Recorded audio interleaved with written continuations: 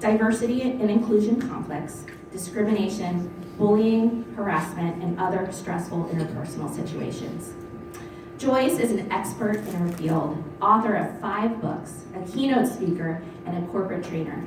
Joyce is also a frequent TV guest expert who has been featured in print and online magazines around the world. Joyce is also the host of the What's Happening at Work podcast show. Let's welcome Joyce Odidison. Just a clap.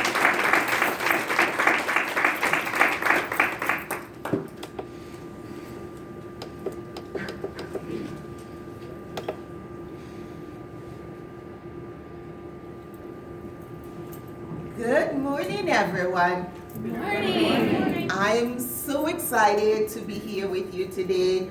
You get your first conference out and it's in Vegas. Woo. What a fun place to be. Who's excited? Did you get some nighttime out? Or are you planning to do that after? Yes and yes. Yes? Okay. Well, we have a fun topic today. We're going to talk about conflict transformation. Now, for the past 25 years, I have been working with organizations and groups all over the world. And I'm going to pause. Do we have any technical issues? Just want to make sure you know your PowerPoint isn't running yet. Okay. Go ahead. And no matter where I go, what language, what gender, what nationality, one thing is common: conflict. It doesn't matter who you're married to, who you live with, who you work with, wherever you work, in the C-suite, the janitor, as a nanny, in the home, conflict is prevalent. But most of us are worried. What do I do when conflict happens? Because we freeze up. And what happens, we usually say in the conflict world, is that fight or flight. I either run away or I fight. Well, today, after working with me this morning, you're going to have other solutions. How does that sound? We don't want to be doing what everybody else does. Your job is so important to you. We spend over 70 hours, 7.5 hours per day with our jobs, with our workers. And in your industry, it's far longer. Because if you're working in the home, your employers are working 7.5, but your hours are extended. So when there is a conflict, and you know what I found? I found that sometimes when there is a conflict, in the smaller the group, the more difficult it is. You see, if you have a large group, you can sort of mingle with the others and ignore that person. But when it's just the 2 or 3 of you, you really feel the pressure. It becomes far more challenging. So today, I want to share with you some tips and strategies. We're going to go into 6 steps to conflict transformation, and we want to talk about why conflict is something we want to resolve. What are the benefits? What are the health and wellness benefits to resolving conflict? So we're going to spend some time on that. I'll share with you some of the tools. I just released my 6th book at the end of the year, so I guess I need to update my bio. And I'll share with you some of the strategies and tips. And my 5th book was on conflict resolution. So today I have a door prize. No, I have a gift for the person who takes the best picture or video of me and sends it to me. You will get a free book. That will be my 5th book on surprising ways to transform your conflict. Does that sound like a deal? Yes. I'm a Leo. I like to see myself. But let's dig into some of the content. So why do we need to transform conflicts? We need to transform conflict because, as I said earlier, many of us are either fight or flight mode when conflict happens, and we want to change it. It's tiring. Imagine running all the time. Flight means running. That takes energy, right? And then fight takes even more energy. Because what happens when we go into that fight to flight mode, we end up bringing all the blood from our brain goes into our muscles. And when it goes into our muscles, guess what happens? Nothing is happening up here. We can't think anymore. We cannot interact and engage the way we need to because the blood and oxygen is flowing to our limbs so we can fight or we can fly, run away, right? That's how we are designed as humans. So we need to go back and look at our biology and say, based on biology, how do we do things differently? You see, there are a number of things that we need to think about when we talk about conflict. Is that conflict, I have a hypothesis that I work with. And it says that we do a couple of things that are going to happen. We resolve conflict every day in our life and in our work. Many of us do, but we don't notice it. You know, yesterday I published an article on LinkedIn about this topic because one of the things that I talked about was when your employer says, you know, this is the way to do it, and you say, well, can we talk about another idea or other possibilities? And you sit down and you talk about it. That is conflict resolution. But we don't recognize how capable we are to resolve conflict. What happens though is that from time to time, a situation comes up and it violates a value we hold dear. A belief system, something we believe so dearly, something that is so important to us.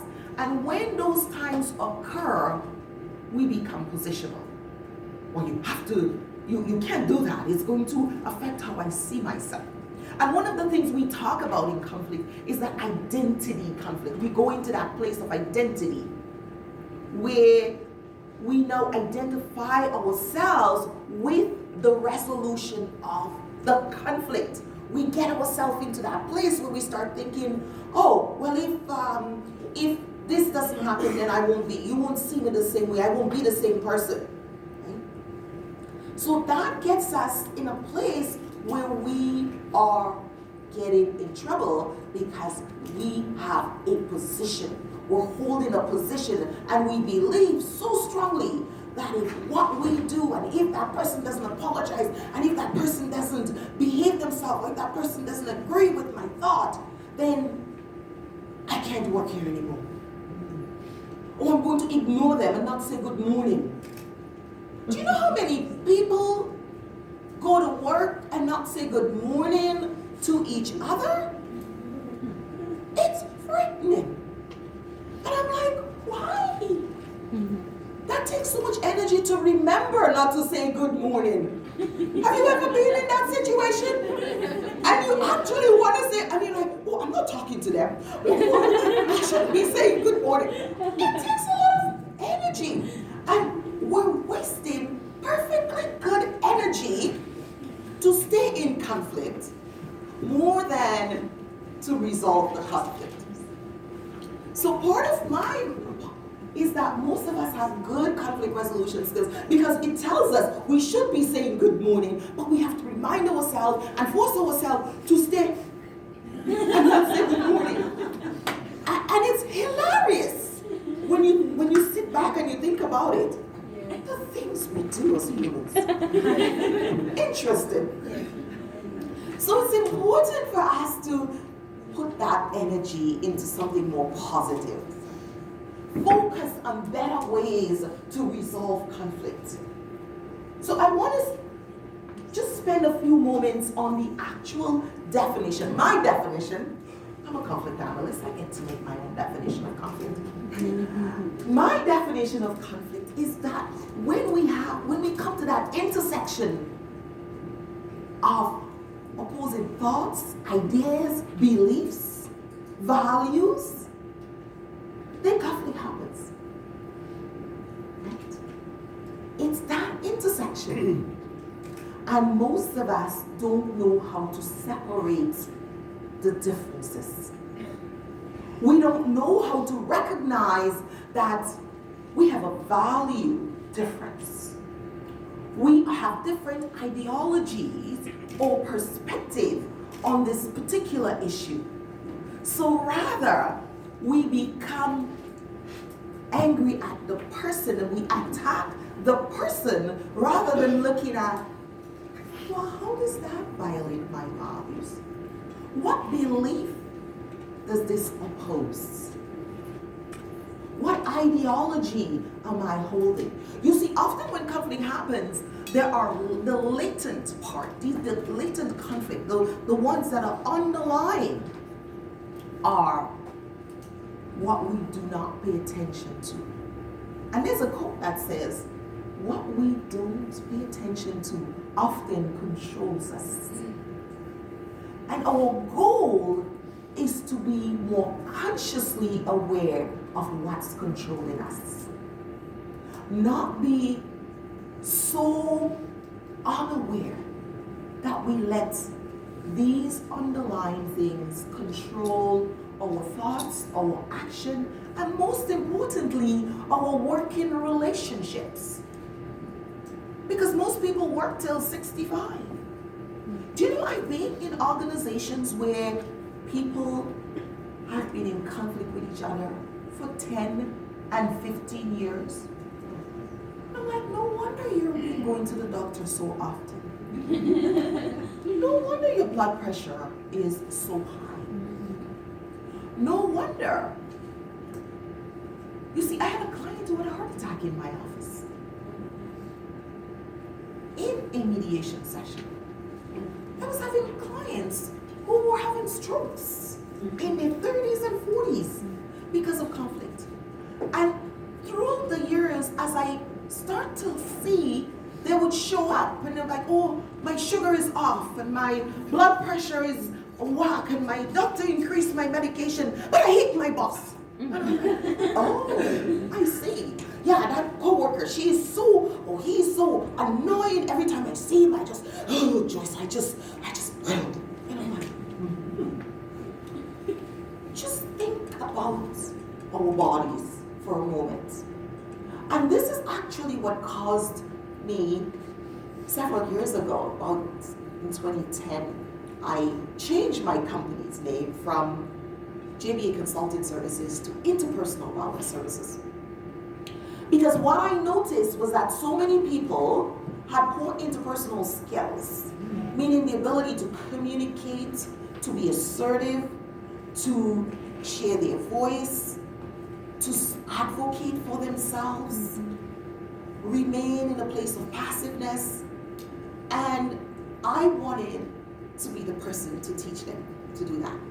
So interpersonal wellness is something I came up with, to look at the intersection between interpersonal skills and how they breed and form conflict and how they affect our body. But my focus is on moving us from conflict to well-being. So all the work that I do in the wellness competency exercises that I teach and micro improvement strategies are all focused on moving us from a place of unwell to a place of well-being. So we're going to touch on some of that today, and we'll benefit from the research and the exercises and the tools and strategies that will help us to start seeing things differently and understanding our work and our life differently.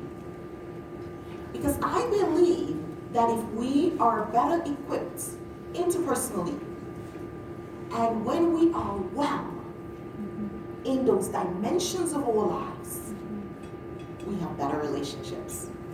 We are able to work with even difficult people because they are on the planet. And they're sent there to help us to become better people. I often say this to clients. I say, you know, have you ever wondered why that person was put in your life? What are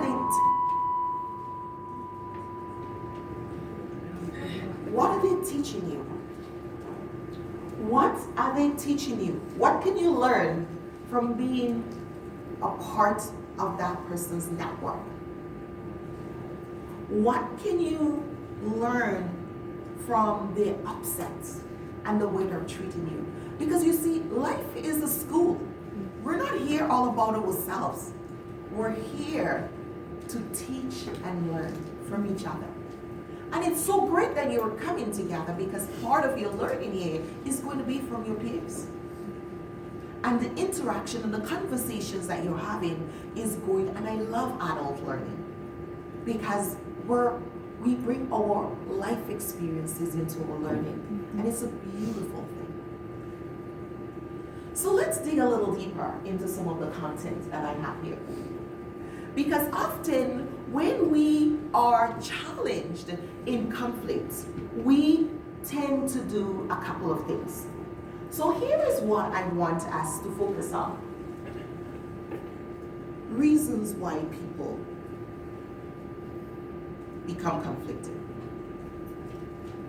You see, often conflict is considered a competition for scarce resources. It could be any of these. It could be time, it could be money, it could be power, it could be food. Yeah, food. People, some parts of the world, fight for food. Attention, control, it could be a lot. So at your table, I want you to come up with some others. 5 minutes and share back with us. What are some other ways or reasons that you encounter conflict? 5 minutes at your table. Now, People's previous experiences that are truth to them. So we talk about how it's like when you've experienced something, even though it might not be tangible, it feels real to you.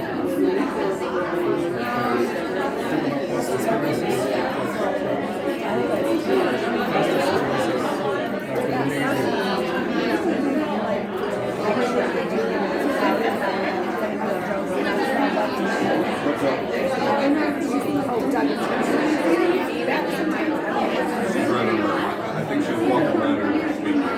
oh, so what am I doing?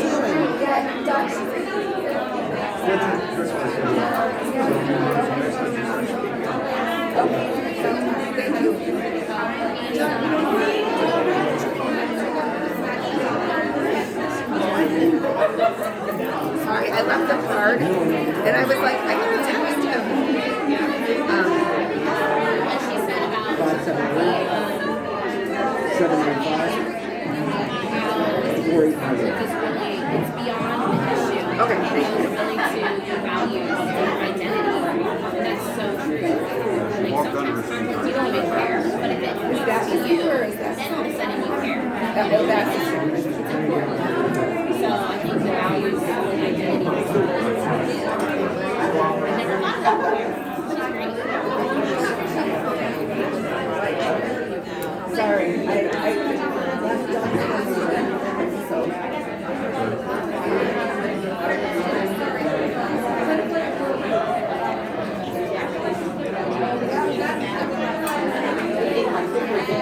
Walk around. What are you guys talking about?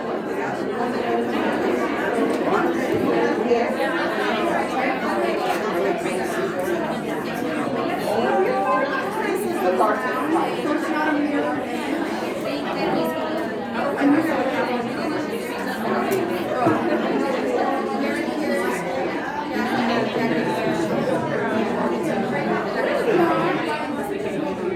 John, have you guys thought about turning the camera around so it's not a weird image for people who are looking at the screen? Like, could you use the front camera instead so it doesn't look like a mirror? For hers, that's hers. We're not using that one for the Zoom.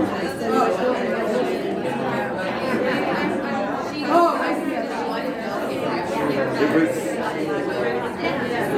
What are we using? when you look at it on the other side, I think there's actually a setting sheet that says, but when we see it on the other side, it's the correct orientation.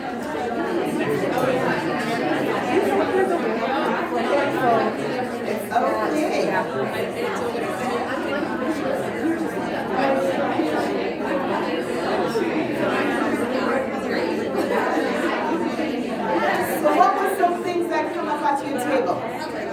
Who wants to share? What were some things that came up at your table? Yes. We talked about, I said jealousy when it comes to nanny. Jealousy. Okay. I mean, it doesn't have to be personally, but I've heard of stories where the parents get jealous of the relationship between the child and the parent. Ah. You know, about nanny. Yes. Where they feel like, oh, it's too close, Mhm. or she's closer than ours, or Yes. that's never really the case, but visually. Absolutely. I've been there. I had a brief stint of nannying when I first moved to Canada at 19. I did university, and it was a great way to pay for my university. And yes, the little boy had become so close to me because humans are interesting creatures. We fall in love with who we spend time with.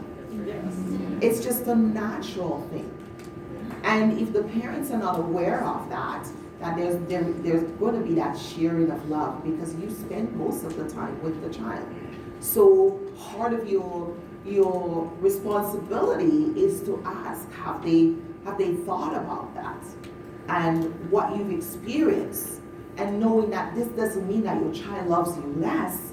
It's just the child is being human and will also fall in love with me, and that I'm in no way a competition for your love. And this is a conversation that should happen before, not when it happens. We always talk about those preemptive conversations. It's one of the things we like to do as conflict analysts. We say, think about the things, the challenges that could come up, and how could we conversation around it. So if this does happen, how would we address it? How would you feel comfortable? What would make you feel comfortable to share that you're concerned with me, and to talk about ways of transferring or making that you feel more comfortable in the relationship? Anyone else? Yes. We came up with ego. Ego. Yes. Share a little bit more. Well, I live in DC. Okay, let her talk. Not all of us live in DC. Go ahead, my friend. Yes. Where my husband and I have decided that ego plays a big part in traffic, mostly. And kind of ties into the control as well. Where people believe that they belong in your lane more than you belong in your lane. And that applies in the workplace as well. They belong in your position more than you belong in your position. Or they want the power that comes with your position, or the privileges that come with your position, even if they don't do the job. Absolutely, that's common everywhere. It's not a unique thing to DC. You see, ego is something that we struggle with as humans, but none of us could be who we are without our egos. We need our egos, otherwise we wouldn't get out of bed and brush our teeth in the morning. Right? The ego has its purpose. What we spend very little time in doing is become aware of our ego, and when it becomes who we are, rather than having its place in our life. So the ego is intended to give us that drive and to make us want to be better and to be ambitious and to do things. But what happens, anything that we have that's good, we can do in excess. And so when the ego becomes excessively big, because we're not feeding ourselves, we're not expanding and learning and growing in other areas, the ego takes over. So that's why it's so important to learn from a variety of topics, and I'm very impressed with the range of topics you have here for your professional development. That is very important to your mental, your social well-being, and to, of course, manage that ego. Because we need, as humans, we have that hunger. We need to feed, we need to learn. And if we don't learn intellectually, there are many ways we can overfeed on the wrong things. It's just a human thing. But thank you all for sharing. Was there another hand that I missed? Yes, go ahead. Politics? Well, we won't talk about that. Those are topics we don't talk about. That's the whole conversation. Absolutely. Politics, we don't talk about, and religion in the workplace. It's a policy. Part of respectful workplace policy. We don't talk about politics and religion in the workplace. When it comes, we politely excuse ourselves. Oh, thank you for sharing your idea. I'll consider that. And we move on. Because those are things that are based on beliefs and ideologies, and we could argue every day and all day and never change each other's mind. So it's just a waste of energy. So we need to go. I'm going to take this table. Yes. Yeah, so I'm going to push back and just say that parenting is political. So sometimes politics is okay in our workplace, especially if you have a certain value system and you need it to meet with your employer's value system because you're trying to raise other humans together. So sometimes that is important in our particular line of work.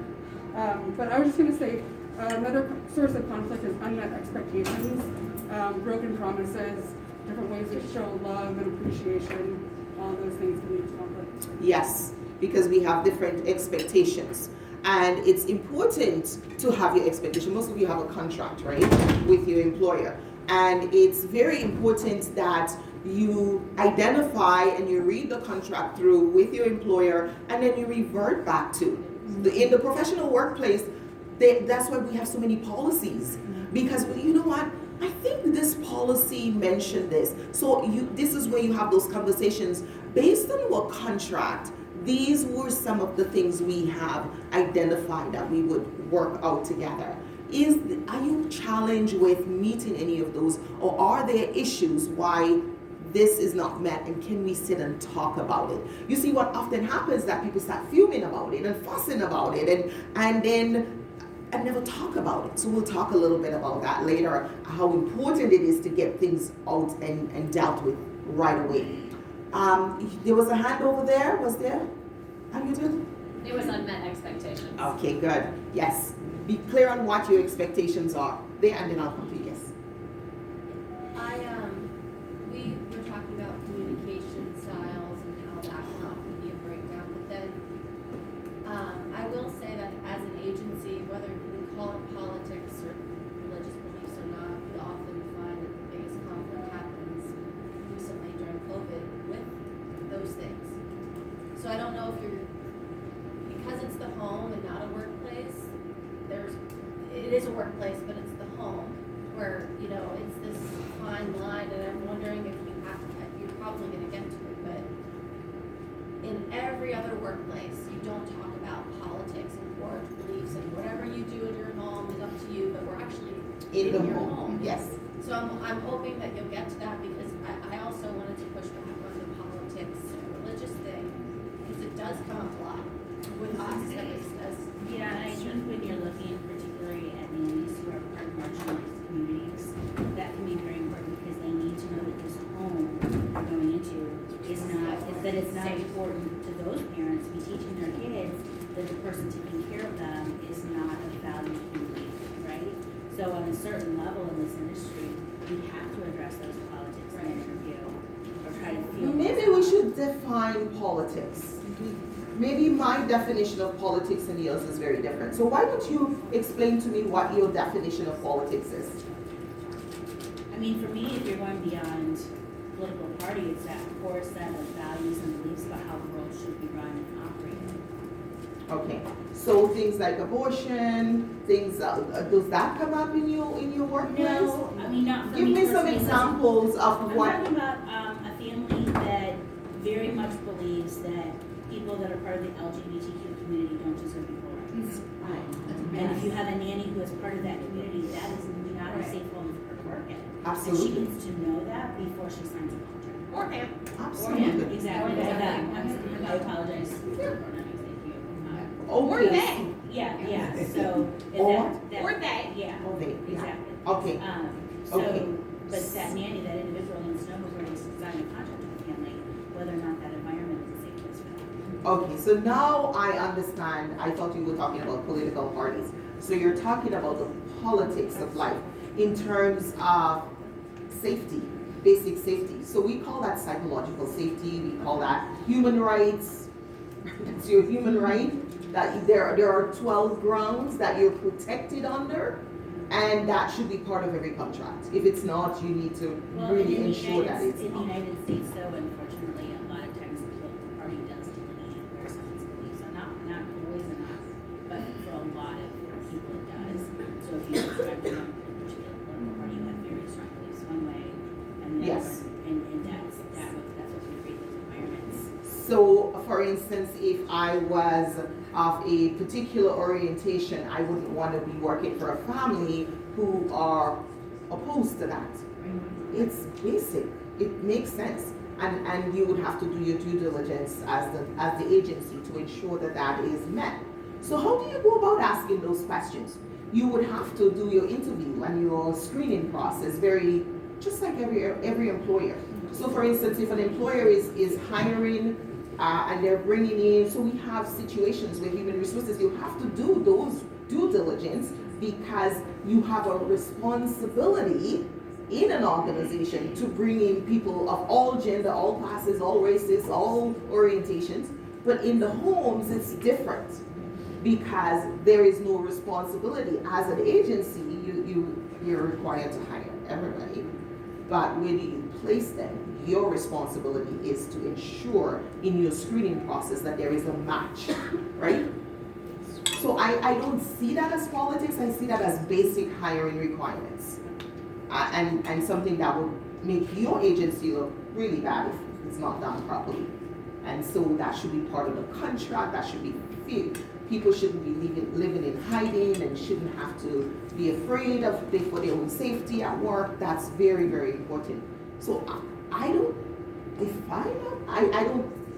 I don't see that as politics, but I can understand when you're looking at the different political parties here in the US and they're so anti and for, it falls under politics. Okay, well thank you for clarifying that. But those are definitely screening processes that have to be met and managed. And your nanny should not be the one to negotiate that if they're working through an agency. If the nanny is self-employed and negotiating their own contract, then they should be doing that screening. Those of you who are should be doing that screening for yourself. Whereas for the agencies, that would be part of your responsibility. But when I talk about politics, when you go into people's home and they're from one party or the other and you're not, you just keep your stuff to yourself, right? And it doesn't mean that you're not going to hear things that anger you and frustrate you. From time to time, my husband had the TV station on certain channels. I was like, please, just turn it off. Just turn it off. I need a breather. That's when you go to the bathroom. You know, you become very friendly with the bathroom. I need to excuse myself. You know, and you just excuse yourself because there are certain things, if you have ideological beliefs that are so opposed, you just remove yourself from that situation. And that's basic common sense, yes. I think, we were just kind of chatting a little bit about that, and I think it really comes down to respect. It comes down to respect. You can ideologically differ from somebody else as long as you agree to respect one another and not say derogative things. And if someone says something that offends you, like you said, excuse yourself. You don't have to get into a conflict with them. You're not going to change their mind. Exactly. They're not going to change your mind. So it's about respect. We were talking about differences in religion, an atheist family versus a Christian nanny, or vice versa, or Exactly. An LGBT nanny versus a family who's Christian and doesn't follow that. It's about respect. You can work with people of opposing viewpoints if you both mutually agree to respect one another. Absolutely. Very true. One of the things that we encourage, and I don't know if your agencies do, is respectful workplace policies. You can do that. And the respectful workplace policy should be signed by both your nanny and the home. and I can send some examples for you, or you can Google. Respectful workplace policies are very important because you can add in there what respect looks like. And you can educate your nannies on what it is to be respectful. Look, I have people, they dress up in suits and they go to work, they have belly buttons just like you. You know, I talk about the belly button syndrome in my conflict book. We are all humans. We put our foot into the pants, one leg at a time, and if you have a belly button, you have feelings. And you're human. And we should respect people just for that fact. The fact that you're human and you're breathing means that you deserve my respect. If you're my employer, then that means you deserve my respect. You pay me to listen to your garbage. Right? Like, really, let's think about it. It's a basic common sense. I'm like, just remind yourself. You know, it's funny because my husband is a police officer, and I remember sometimes he goes to special duty where he has to see certain shows, and he was talking about one of the show person mooned the crowd, and I said, oh, and you had to see that? He said, I'm paid to see that. I said, that's a really good perspective. He said, I didn't pay like the other people. I am paid. So, you're paid. And sometimes it comes with a bit of garbage. It's humans, we have that. We have that belly button syndrome. We say things we don't mean, we misbehave, doesn't matter what level you are, how high up you are, it's just a matter what title you hold. We're humans and we can be messy. So part of dealing with that mess is us having compassion for each other, understanding that we have different ideologies, different perspectives, different realities, and knowing different doesn't necessarily mean bad or good. They are all individual words in the dictionary. Different means it's not the same. Good and bad also have their own definition. So let's not mix things up. A lot of people do, and we confuse ourselves by mixing things up, thinking that different has to be labeled good or bad. Different is just different. And it's okay, let's just let it be different. And we relieve a lot of the stress and anxiety when we do that. So it makes our life less stressful. It keeps you from buying those medication, high blood pressure, diabetes. How many humans, adults, have never been as medicated as we are in this generation? Because we pile all of this stress on our shoulders that we were not meant to deal with. 1,000 years ago, they had the same DNA strand that we had. Just think. The same DNA strand they had 100, 200 years ago. We have the same DNA strand. It hasn't changed. They try to look, and it's the same. There's been all kinds of research. The same DNA strand. Guess what happens? We keep piling more stress, more confusion, more stuff on top of it, and it's that weakening, and we start becoming more diseased.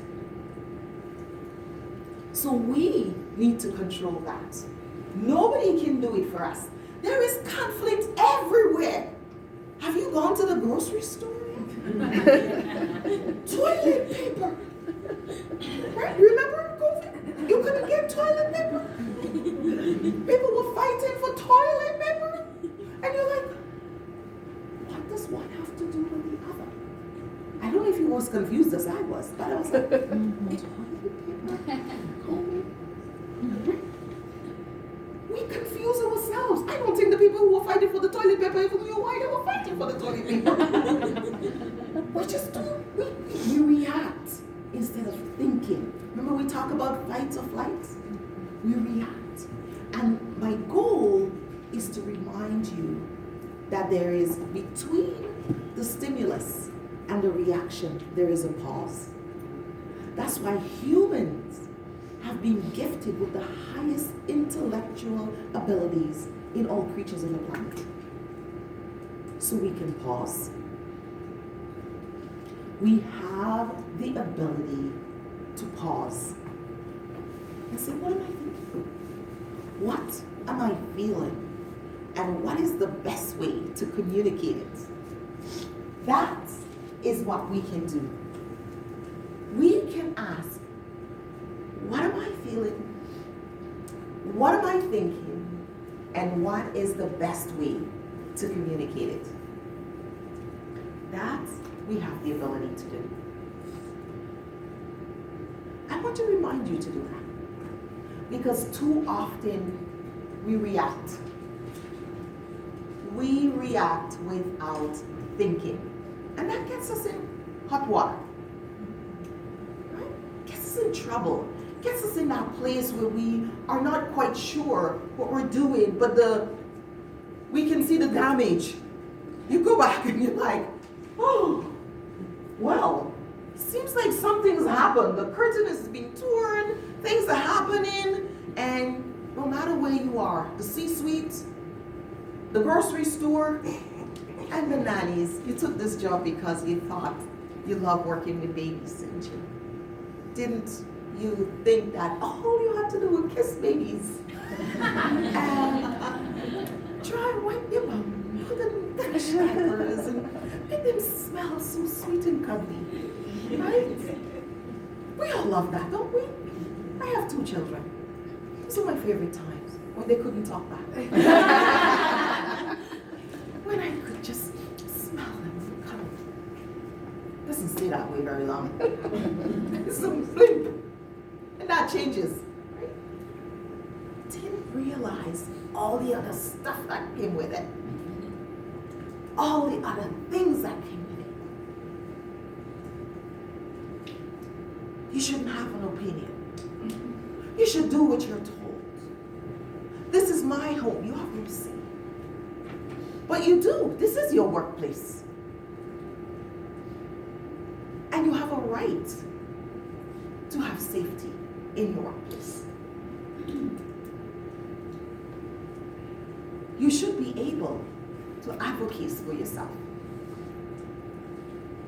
You should be able to tell your employer what's not working well. Because that's what people do in humane workplaces. But you're straddling this very thin line of home and work. And that makes it even more emotionally challenging. Because yes, it's your workplace, but it's my home. And I'm queen of the castle or king of the castle, right? What I say goes here. And these are my children, and you're supposed to do what I want you to do, even if I'm wrong. Even if I put my child in an unsafe situation. You should not have any opinion. I'm the parent. How many of you have had those encounters? No? Yeah, right? Reality. There's always going to be conflict. No matter where you are, no matter where you work, the only thing that you can control is your response. That's the only thing you have control over, is how you respond to the situation. And that only is going to happen because you have taken the time to develop yourself. The boss is not always right, is it? Yeah. And employees must be respectful, even if their bosses are incorrect. But what are the diplomatic ways of telling them when you think they're not correct? That's an exercise. I want to see what you come up with.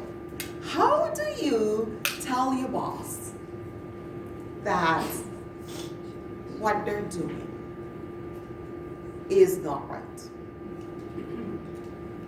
Let's see what you come up with, and then we'll do some refining.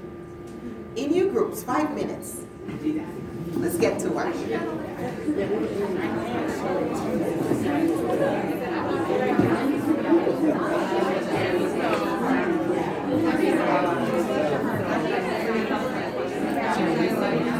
you come in a place with advice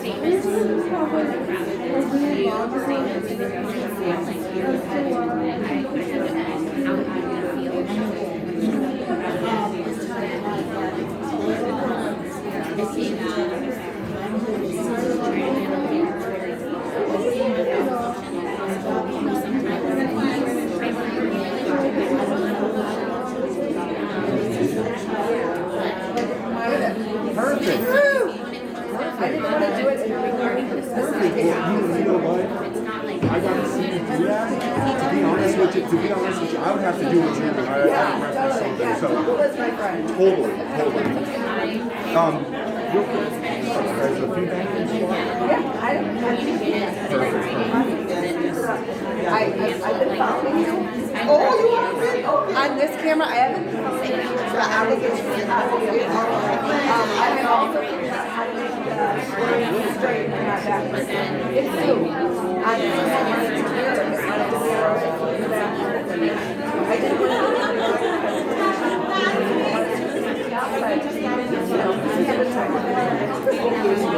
do I did it before the words were back. And so everybody was like, what is this? I guess you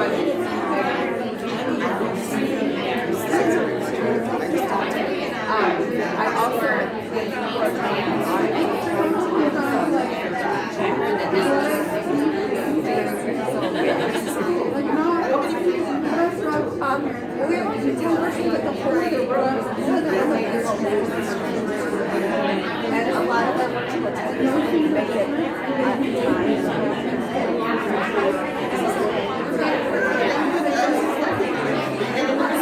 I personally It's all connected. Your body, your spirit, your word, life. It's not separate. It's all connected. I feel like part of this also is this year is May, so therefore you do this because you would not get this until your father goes to his mom. But I also feel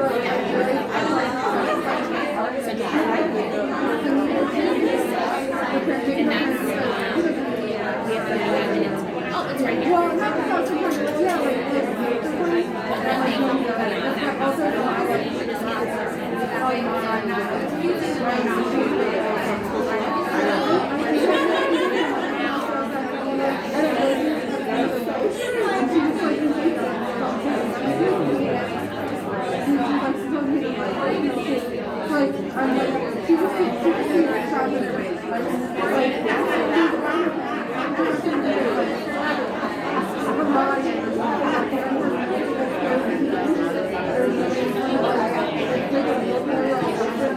sorry, I've been trying to do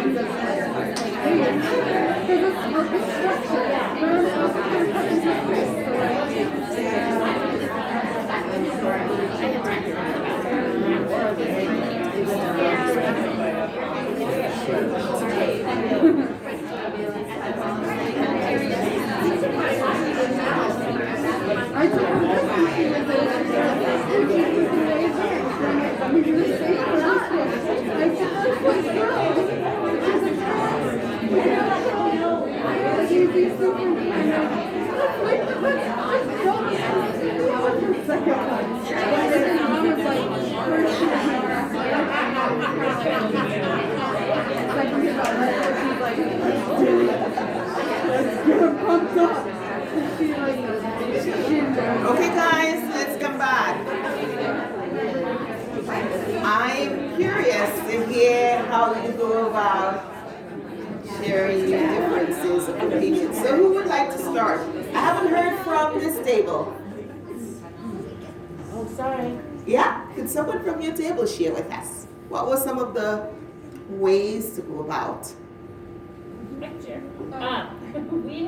We were talking, so a lot of us are newborn care specialists, so we were talking about how in our kind of initial talk to them, we remind them that like they're in charge and this is we understand that this is their child and, you know, they're gonna call the shots, but when it comes to something with safety, we just bring it up kind of casually and say, oh, you know, the American Academy of Pediatrics recommends this. Is this something you're comfortable with? We talked about liability waivers, and just kind of setting yourself up for success on the front end, as opposed to waiting until a conflict has already happened and then saying, oh no, we don't have a plan in place for this. Very good. Yeah, being proactive. Absolutely. Making it normal. About how sometimes the only thing that's needed to solve a conflict is to point out what the conflict is. That we may not recognize it initially, but if you say, hey, I have been seeing this is happening lately. Let's discuss if this is how we're going to continue or if we're going to try and make changes. Sometimes all that's needed is bringing vision to the conflict. Acknowledging it, And realizing, oh, there's a conflict where there shouldn't be, but acknowledging that sometimes solves it. Absolutely. I don't know about the shouldn't be, because conflict is here to teach us, right? We're learning. It's all about, so there is a conflict. How do we go about resolving it? And there is that pause. Great. Thank you for sharing that. Any other hands? Let's hear from your table. We haven't heard from you guys. Yes. You come up with a couple of different things. When you're speaking with your boss or something like that, you want to say, this makes me feel a certain way. Yeah, speak from yourself. This is, you know, like when this happens, it kind of makes me feel uncomfortable. Or right now we might move past that. Or I think it's hard to negate the way someone feels rather than when you go to a very solid manner.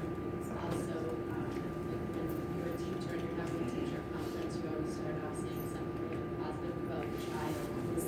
Yes, absolutely. And then ending positive, I think when you're talking to your nanny families, you can start off with how much you enjoy their workplace and their school about them, and then talk about the things that are really bothering you, and then ending on a good point as well. And carving out time to communicate, because I feel in household situations, parents are coming home, they're stressed, they've been in traffic, the kids are screaming, you're exhausted, and you're trying to take that 10 minutes with the pocketbook on your shoulder to talk about something that is bothering you. It's super important to carve out time, schedule a time to talk to your nanny families, and be very clear and concise about what's happening. So those were some really good pointers, and I don't know if those in the other room heard, but it really is about ensuring that you give yourself that time to deal with, even if you have to make an extra appointment outside your shift to come in to talk about those things, it's a lot better, because environment has a lot to do with conflict. Some things we talk about in conflict resolution is timing, right?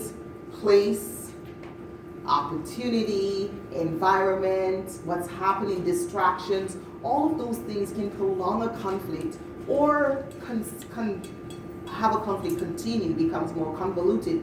So it's very important that we think, is this the right time to bring this up?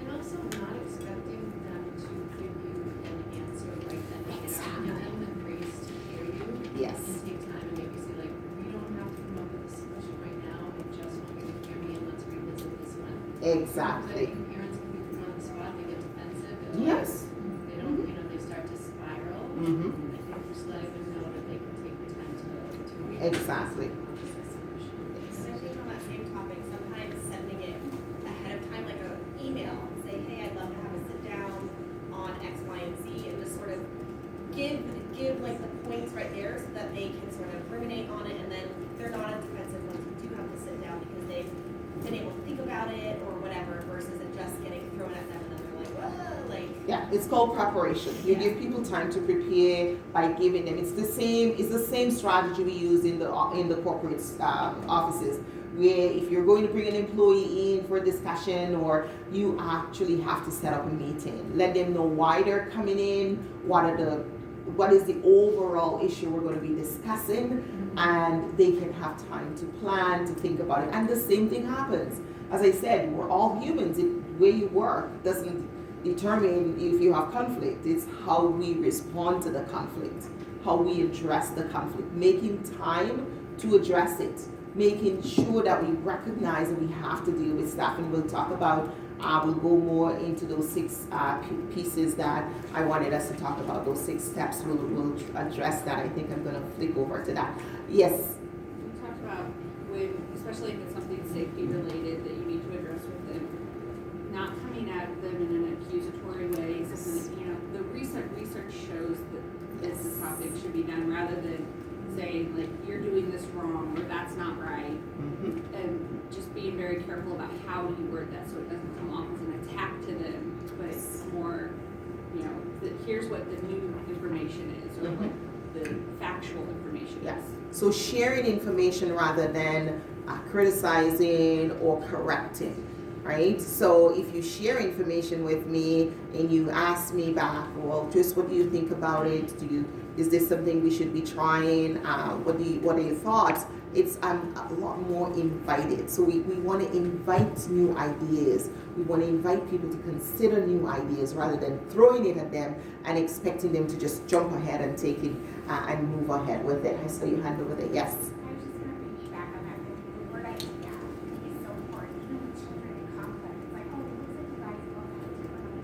Yes. When you introduce the word idea to people, it puts you on the less defensive place because you feel heard. And so, you know, when I'm working for my staff and my employees, or if I give a nanny advice or what have you, I do a weekly check-in with who's ever working in my home or my employees, and I call it a happiness check. And I create space for somebody to say, hey, I put it in their lap and I say, what are some things that worked really well for you this week? What are some things you need to work on? And most people will already say your idea that you had about them, and then it gives space for you to understand their idea. Instead of it's not shame-based, then you can come from a place of confrontation and not confrontation. Absolutely. Great. What brilliant minds in this room. Thank you all for sharing. And as I said before, we learn from each other, and that's the beautiful part of coming together as humans, is that we learn from each other. You know, there are statistics that look at conflict in the workplace and look at how many of us actually in conflict at work and what it looks like. And I did some USA research. So we see here that employees in the US spend 2.8 hours a day in conflict. Right? 1 full day per month. Right?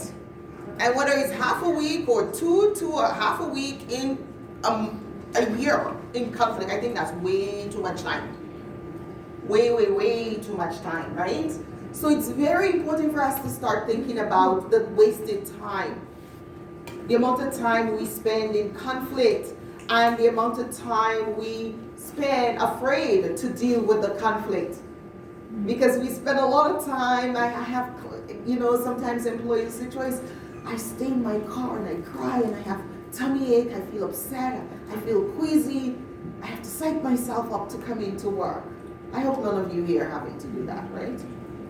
It's not a good place to be. And that's happening because they have let the conflict go for too long. It's very important for us to deal with situations before they become so challenging. But one of the things we also learned is that less than 60% of employees get proper conflict resolution skills. Get to be in a room like this to talk and listen to how others are resolving issues and how others are engaging in dialogue around challenging issues and being able to deal with it. So part of our being here is learning from each other, is sharing our skills and knowledge and equipping each other to be able to successfully resolve conflicts that we know are going to happen, right? Are we all good now? Conflict is going to happen? Show of hands. Okay, we're okay with conflict. It is part of life. I do not teach at the cemeteries. Never have, never been asked, never been called there. Guess why? No, conflict is happening. I only go where the living is. So if you're alive, expect to have conflict. Get comfortable with it, because that's too often conflict is given, it's the dirty word. It's like the fear and the anxiety robs us from our ability to think clearly when conflict occurs. because they're like, oh, I'm a bad person, no, you're human. You got belly button. Just go here and touch it. Let's do that. Let's just touch it. Belly button, conflict. Okay, I'm good. I'm alive. Their work. Okay, so just connect that. So some of the things that I see coming up next week, I'm actually doing a keynote on bullying. All leaders. I mean, these are the C-suite people. What happens when leaders bully each other? Secret. Right? So it does happen. So some of the things that employees tell me that really bug them and cause conflict. Bullying, micromanagement, criticism, right? Changing responsibilities too often. Disrespectful of time, poor communication. What are some others? What are some others? Just shout it out. What causes you conflict? No? This is it? Yes. Not listening and not hearing. Those are not practices. Listening is important, and actually hearing means I acknowledge what you said and I have comprehended it. Yes. So, okay, good. Yes. I think it's a continuation of all these things. Like, it can be a small thing that's happened and then you start having resentment. Resentment. Woo! Let's talk about that. That's a whole other topic. It's so interesting that we don't let things go. So one of the things I'm going to be talking about, and I've put in the 6 steps for, what did I call it? 6 steps for transforming conflict, is to be able to actually hear what's being said, recognize it, and then move on from it. So I'm going to just click over to that because I'm watching time here and I want us to spend some time on those. And there was a recent article on Tribe Global that talked about why people leave their employers, and I thought that was funny because it said the way people feel about their work has a lot to do with how they're being treated by the employers. Will determine their love for the industry, will determine whether they leave their jobs or even the industry. So you've heard about the mass resignation, but you start to see the differences and the challenges that happen. Managers and bosses are the key reasons employees leave their job. Is that a yes for you guys? Yes. Yeah? Employers have a direct impact on how you feel about the work you do. Yeah, and your industry. Yes for you guys? Yeah, it's really all over the world. Let's delve a little deeper into some of those 6 steps for conflict transformation that I promise you, and I can talk about all day, you'll never come back here, but I promise you this, so I'm going to stay to that. Okay, 6 steps for transforming conflict. Early intervention, step 1, and we're going to talk about all of these over individually. Check your position, share needs and interests, work out your frustrations on your own. Don't dehumanize the other person, and recharge. Really recharge those negative energies. So let's go into each of those once this slide stops. Okay, step 1, early intervention. Have you ever been in a situation where someone says, oh yeah, she did this today and she did that and she also did this, yeah, like really? And my motto is address it or forget it. Do not compile issues upon issues because it convolutes the ability to resolve the conflict and move past it. Because what do I feel like when you come and tell me, oh Joyce, and you talked this morning, and you walk over there, and you did this, and you stopped, and you walk around the room, I was like, okay, which problem are we solving? Which one do I take? How bad, how terrible am I? Right? So we need to address it or forget it. Do not compile issues. If you're going to address an issue, no more than 1 or 2. If you haven't dealt with last month's issue and you're waiting for month 3 to happen so you can have a whole list of things, and this is why I need to talk to you, stop it. You're opening up yourself for an overly long and probably problematic conflict resolution. And you won't be able to transform it because after it becomes like you're picking on the other person. People start feel like, what's your problem? So let's deal with each issue as they come up. Oh, I noticed this. And I was wondering if we can talk about what your views are on this and how I can better understand it. You can ask for clarity. You can ask for more information. There are lots of ways we can deal with our issues without them becoming problems and conflict and things that we're going to hold on to and bring up again. And as I said, you address it or you forget it. And once you've dealt with it in this conflict situation, don't bring it up again. And you know that happened, but we dealt with it. I thought we dealt with it. Why are we bringing it up here again? So, you know, sometimes people have patterns of behavior. Don't bring up the same issue.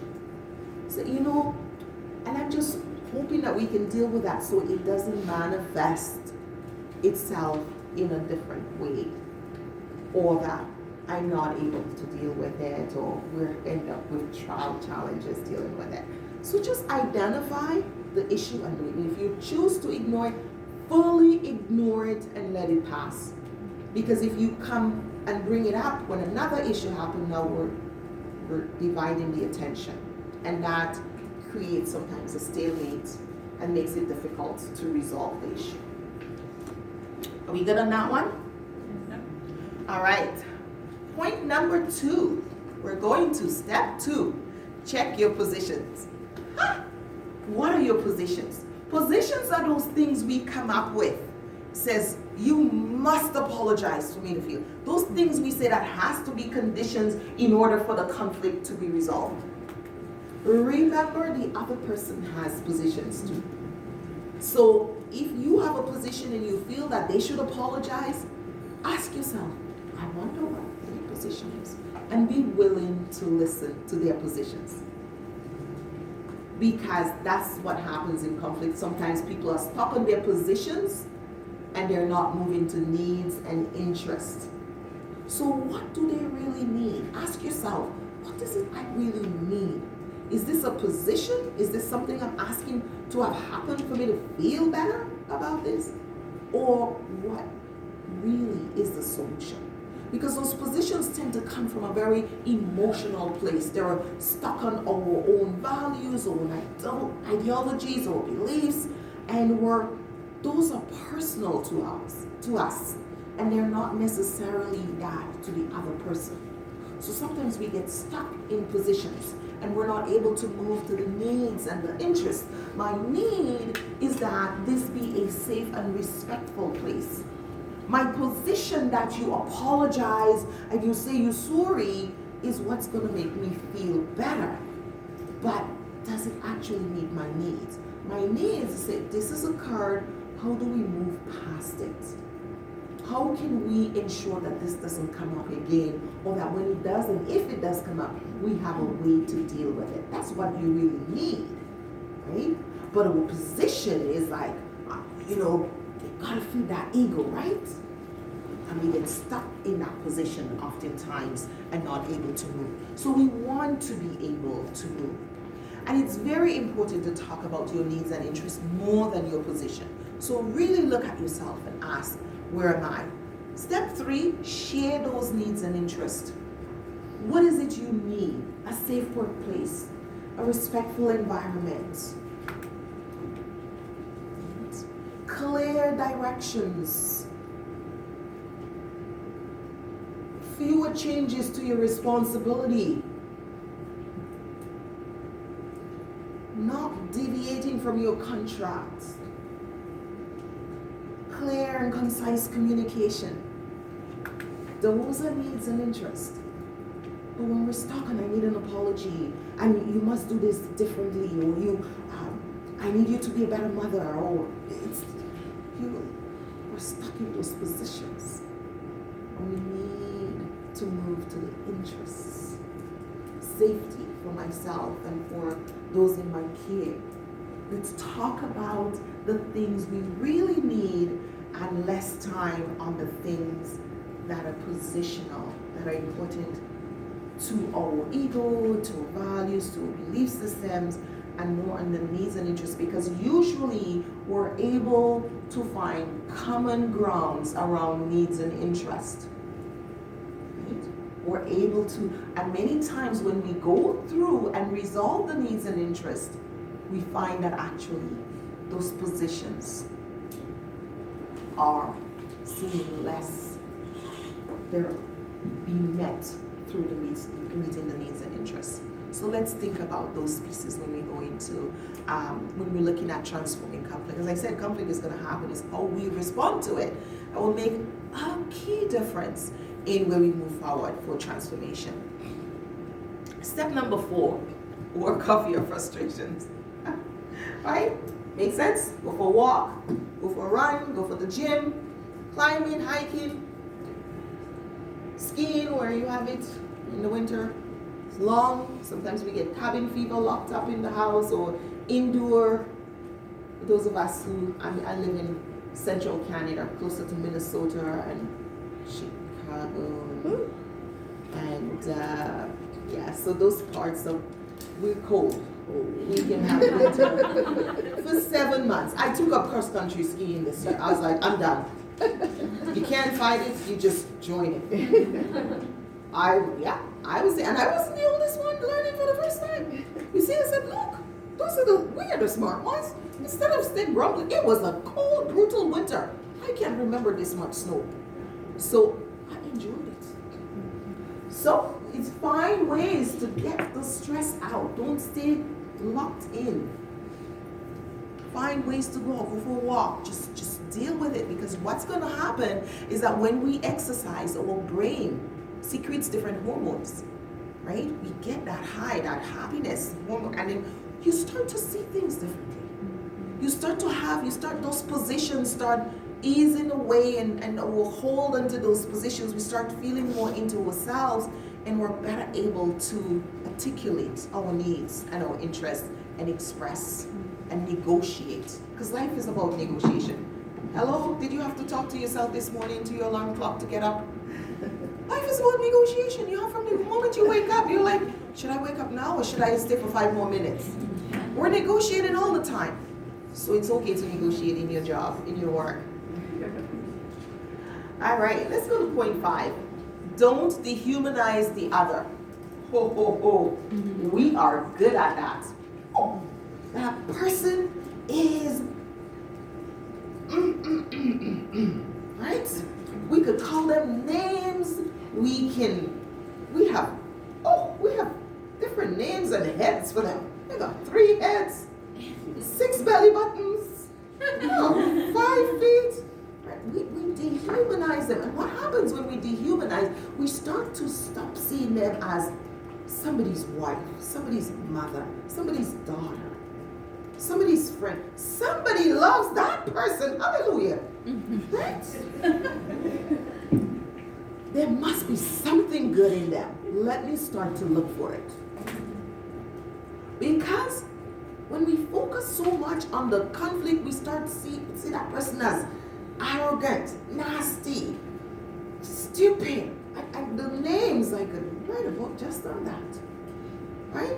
For what I've heard. We name call.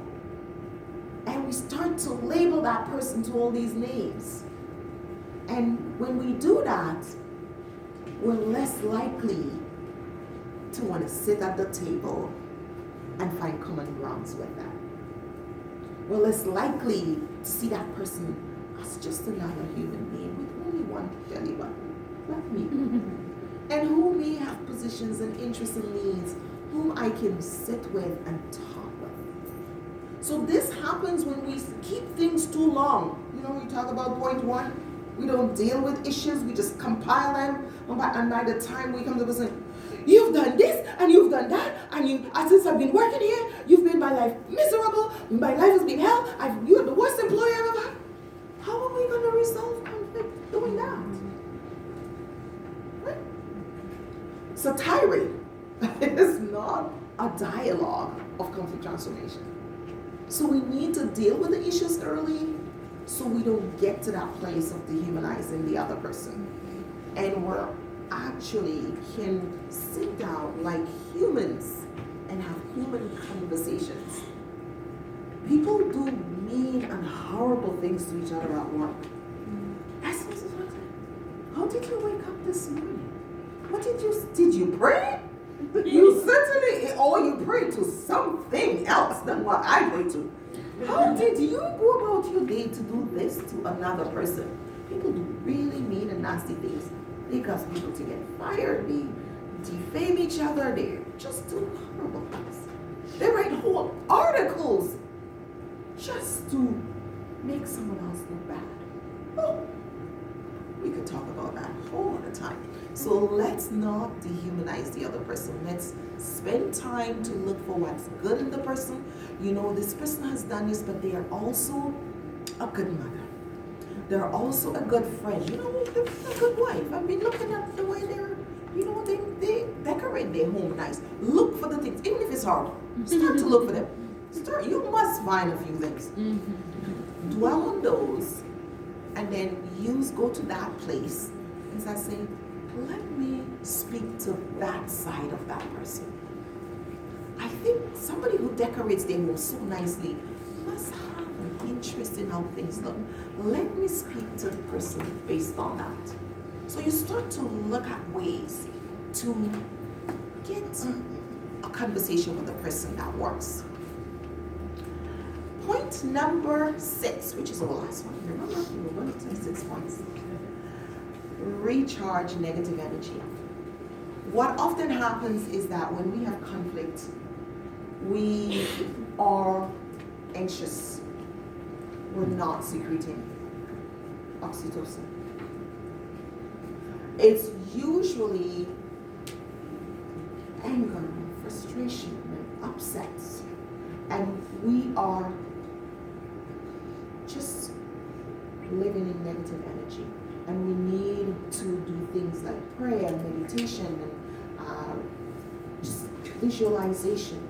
Go into your happy place and really discharge and recharge yourself from a positive place, because that's where you're going to transform the conflict from. Not from the place of negativity. Because the place of negativity, I mean, on the universe, we have 2 sides. It's one's negative and one is positive. If you're going to transform conflict for well-being, you need to move your energy over. So do you need to have your oil, essential oils? What do you need to have? You need to get to that place. You need to go for work. What do you need to do to move you from that negative energy to a place of positive energy? Because we want to transform well-being. So I want to talk to you a little bit about that.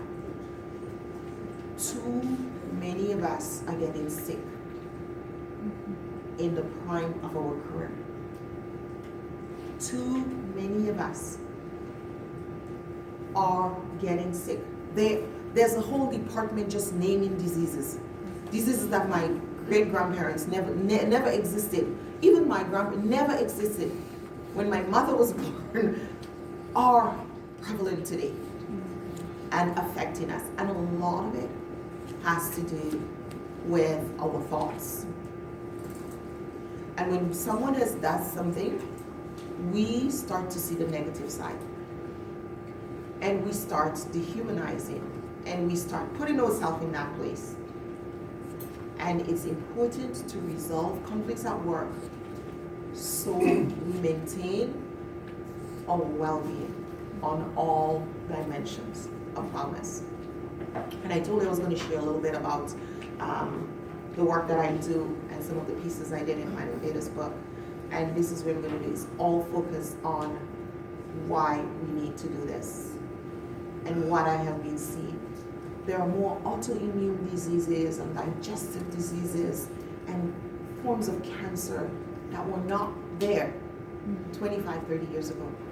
We're dealing with right now. All of us here probably know someone who is sick, or we are, from one of those autoimmune diseases or cancers that is rampant in our society. And it's all coming back to stress and thought processes and interpersonal interactions. Do you know that most people who leave their jobs are doing so because of interpersonal relationships. That is the number one reason, the highest cause of conflicts for all of us on the planet. Even for those of us who work externally. I work for myself, but I work with organizations, and sometimes I will say, this is not the right kind of communication I expected, right? And you have to pause and like, no wonder this is happening, right? No wonder. And often we just rattle on and we don't take that time to pause, and we don't ask ourselves, where is it landing? Every conflict, every negative thought, every time we get ourselves overly stressed, it's going to impact. Remember we talked about that one DNA strand that's still the same? It's going to affect us at a cellular level. And so we need to be well. We need to take care of ourselves. Every part of our lives are impacted by interpersonal conflicts. This is my model that I created. And the whole concept of interpersonal wellness is drawn from it. There are 9 dimensions to well-being. There is the spiritual, there is the social, there is the emotional, there is the intellectual, there is the environmental, there is the financial, the physical, and everything is manifested in the interpersonal. Everything is manifested in our interactions with others. If you're having an off day, you're not going to be as nice. If you don't have money in the bank, you're not going to be as understanding or have the clarity of thought or be the great communicator. If you're struggling socially, it's going to show up in your interpersonal. All of these dimensions are areas where we need to improve how well we're doing. And one of the work that I did around here is that we have an assessment tool where you can assess how well you're doing in each of these dimensions and see, start to do your work on your own, because this is something you can do on your own. See how well you're doing in those areas of your lives. And then make a commitment to yourself to start taking better care of your well-being in all 9 dimensions. One of the things that I do is the wellness competency teaching, and that's based on this model, because behind this are the wellness competency. These are the behavioral changes that we need to have in order for us to be well. So to be spiritually well is to live in integrity with yourself, your belief system, your values, your vision, your purpose for being on the planet. When you are in integrity with that, it doesn't matter what's going on around you, because you can come back to a place of center. Because you know who you are, what you believe in, and what your mission is. So nothing that happens shakes you at the core. It may rock you a bit, but you will come back to that place because you know what you've been called to do.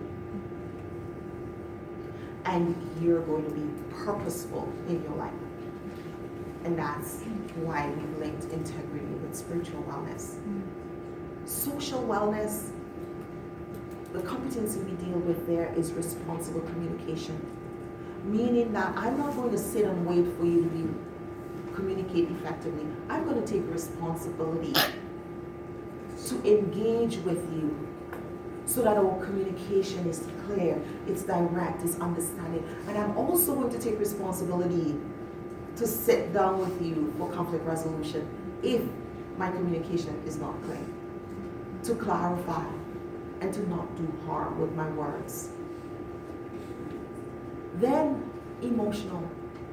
We have had the highest level of mental health disease on the planet, and this is on a global scale.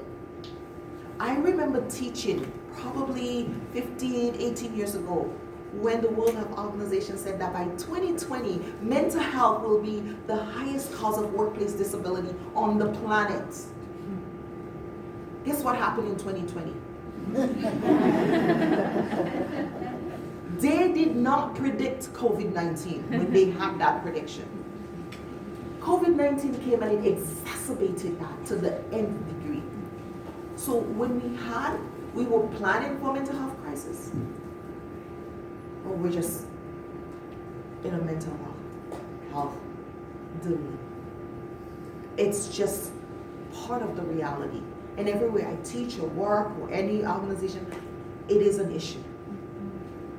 All of us know someone who struggled with their mental health, be it depression, anxiety, and so many of it is undiagnosed. So many people are not even aware that their quick bout to stress and anger and irritability is underlying anxiety issues.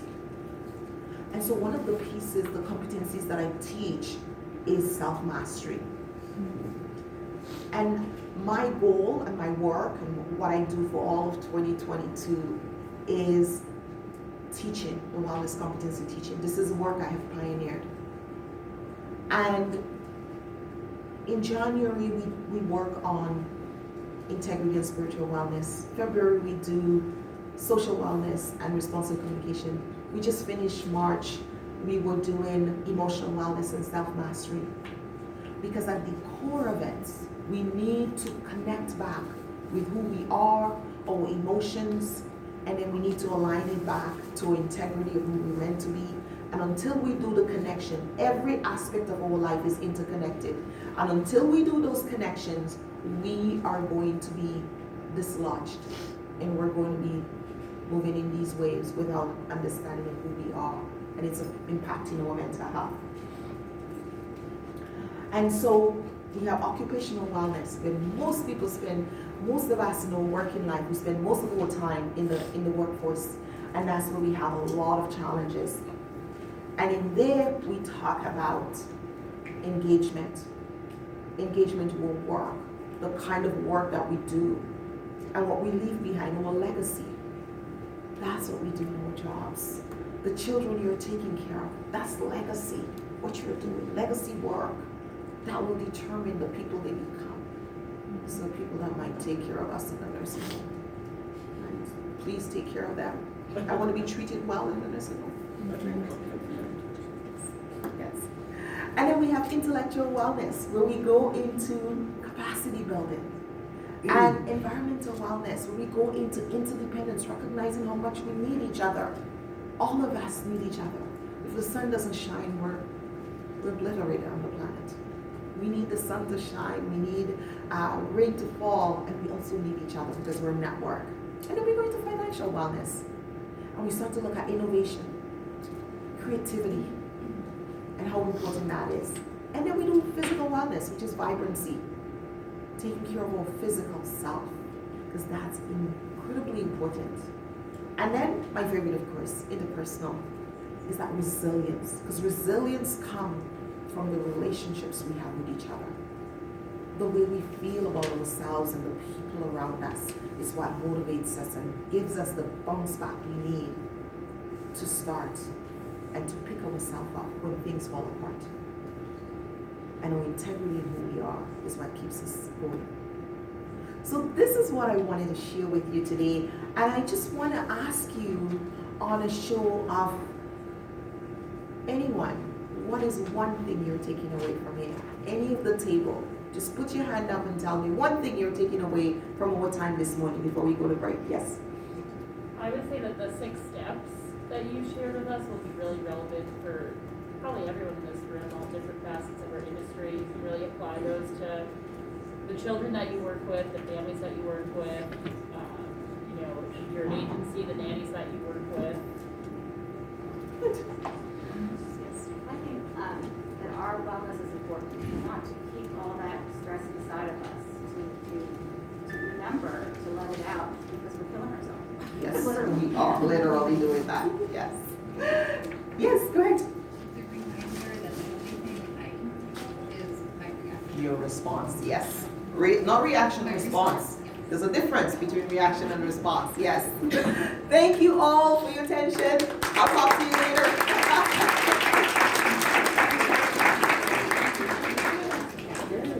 Wow. Wasn't that amazing, you guys? Let's give one more round to Joyce. My takeaway is that it's all connected. You can't separate your personal life from your workplace, from your your exercise, from your prayer, meditation. It's all connected. It's all wellness. Amazing. I'm so excited. I took so many notes. They're really messy, but I've got them all. Let me remind you to visit the vendors. This is in Central Park, and Joyce has a table there too. So I know I want more information about that assessment. So visit Joyce and talk to her there. Our workshops start at 11 o'clock. And I think that's it. All right, thank you for being here. Remember your masks.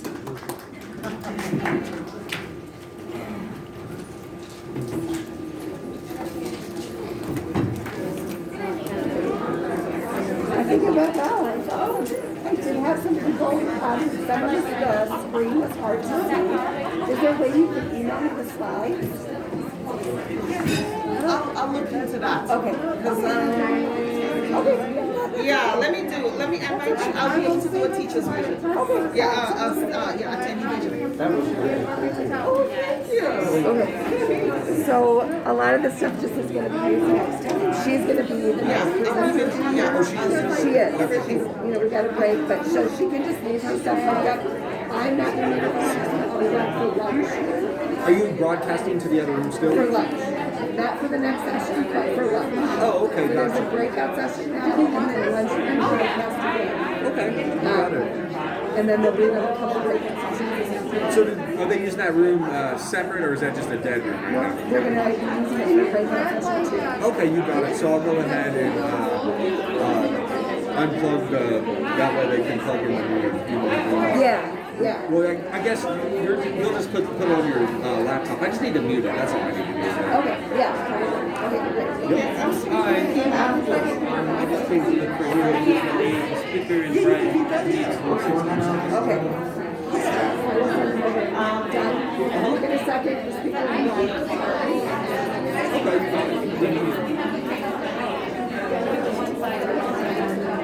Can you make this one like 2 or 3 times? That thing is like, has a real big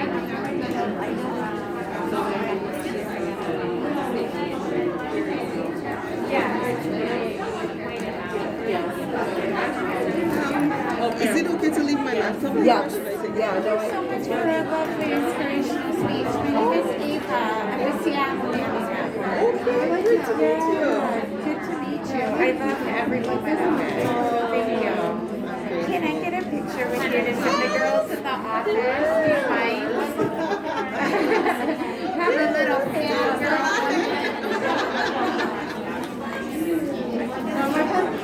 You'll be happy that you met. Yeah, no, I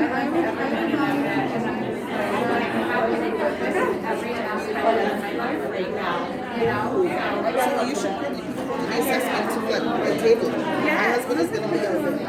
Okay, perfect. And you have a booth over there? I have a booth? Okay, okay. Thank you again. Yes.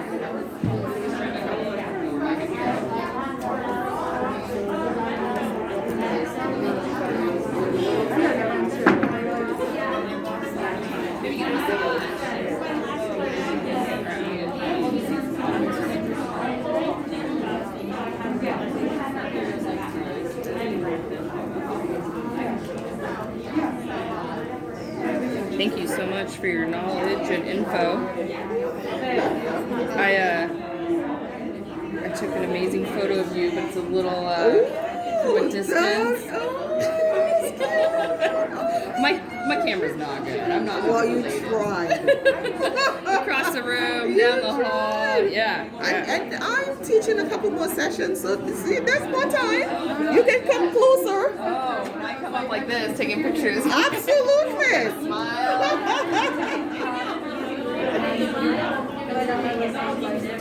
Thank you. Thank you. That was great. Okay.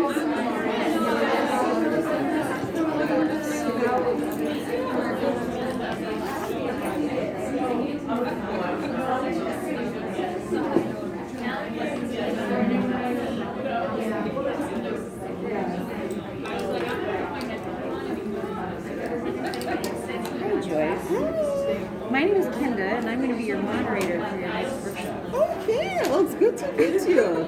I don't remember where we are, but I was thinking. We're here. We're in this room? We're here. Okay. So my question to you, do you want like 5-minute reminders? Usually, once you tell me what time it is, I will just check this and it will tell me. Okay. So, what time am I finished? We're done at 12:15. Okay, I'll just keep that in mind. We started 11, done at 12:15. Okay. And then. And for the bio, everybody has read my bio already, so you can just read the first part. That's good. Yeah. I will try to be clear and pronounced and Odidison. Odidison. Yes. And I will try and write that down because I have problems with names. Okay, so practice it again. Say the full thing. Joyce Odidison. There you go. Joyce. Perfect. Okay. You did a fabulous job. Thank you. Yeah, let me go. You don't want 5-minute, then I will. You can still do it. That's fine. Okay.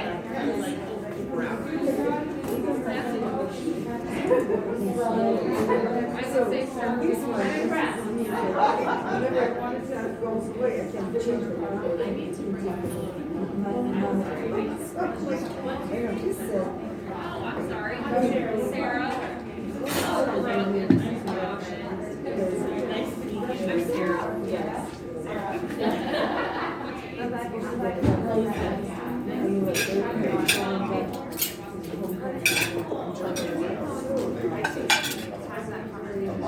Brian said something about bringing one or whatever. Did anybody talk to you about anything with the microphone yet?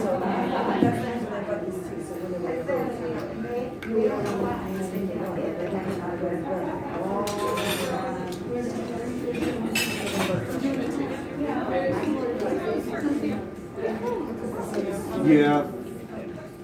Oh, okay. Yeah. Because, what's up? Yeah. She's actually pricing.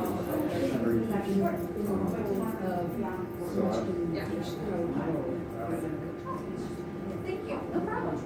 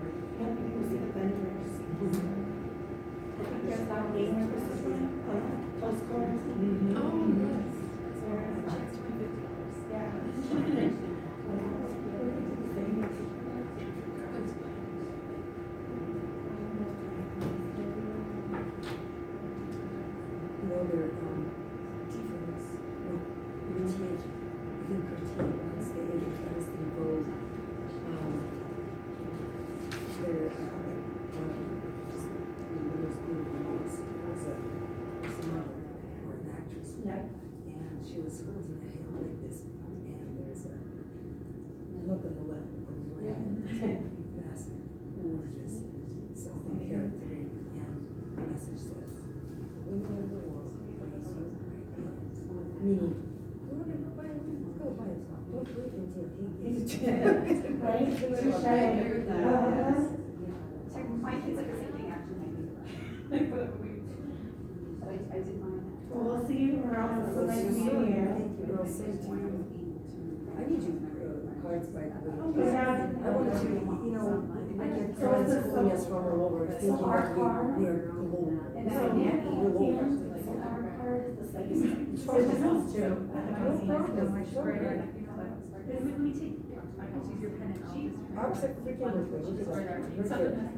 Yeah. Or just DMV, that way they don't.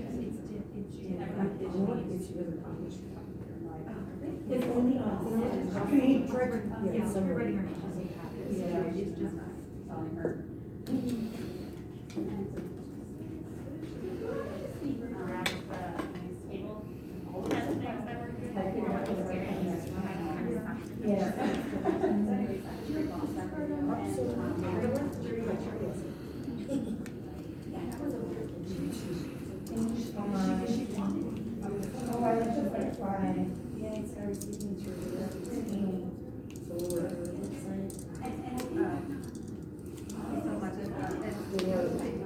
Yes, but I know, so we'll go to. That's me, right? When I have that, they brought GA. And my. Thank you so much for your knowledge. Thank you. You know, we're always happy to refer clients to other agencies. Yeah. Yeah, of course.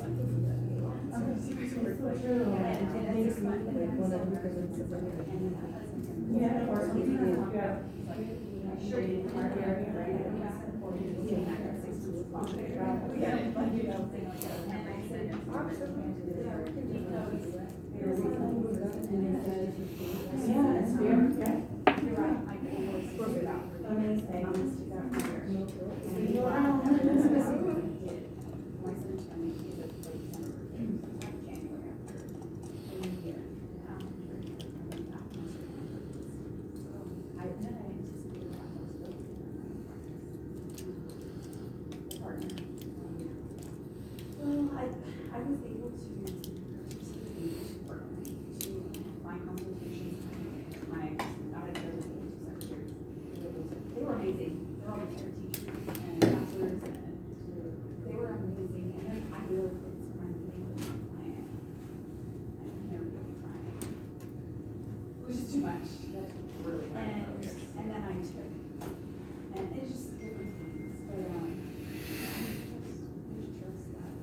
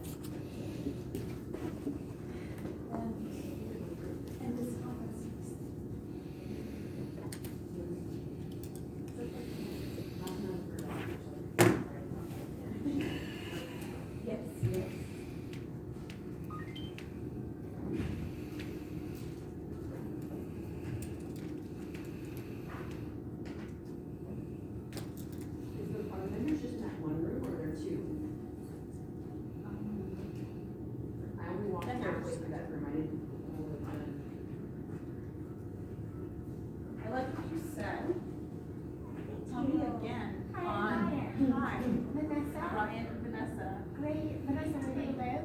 I live in San Antonio, Texas. Okay, wonderful. Amazing. So we're in blue. Yeah, thank you. So how many years have you been running? I started my company in 2013, so almost a decade. Yeah. And what about yourself? Oh, okay. Yeah, that's great. Your first conference is always so fun. So everything the people here are always so nice. So, and what is your company name again? Blue Bonnet. I didn't know if you said Blue Bonnets or Bonnet. Wonderful. And you're in San Antonio? yes. Okay, I have that. Do you know Maryland?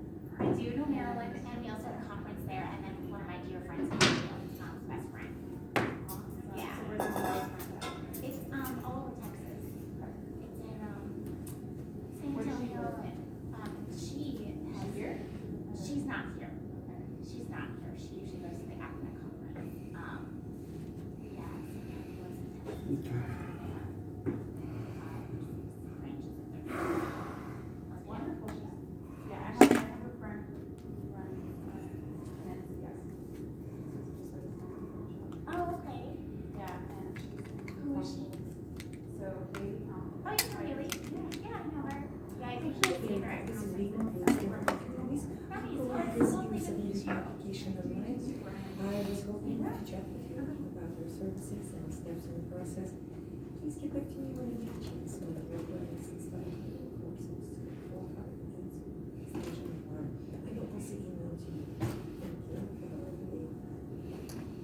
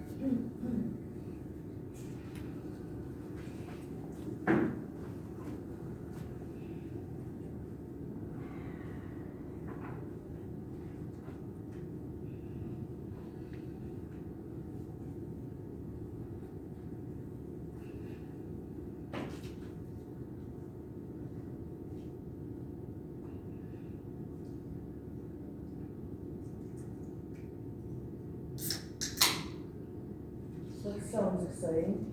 They brought proper caffeine out. Where? That you go back into where breakfast was. Ah, and they brought like granola bars out. I was like, out there? yeah. Love that. I was like, yeah. Is there things back in this room then? Yeah. Okay, great. Agencies are back in here. Great. What kind of protein bars? Granola bars, sorry. I can use one. Right? I was like, that's what I want. Uh-huh. Get luck tells me it's not breakfast. Did you miss the breakfast? Oh no, I have breakfast. But I'm like, I need caffeine.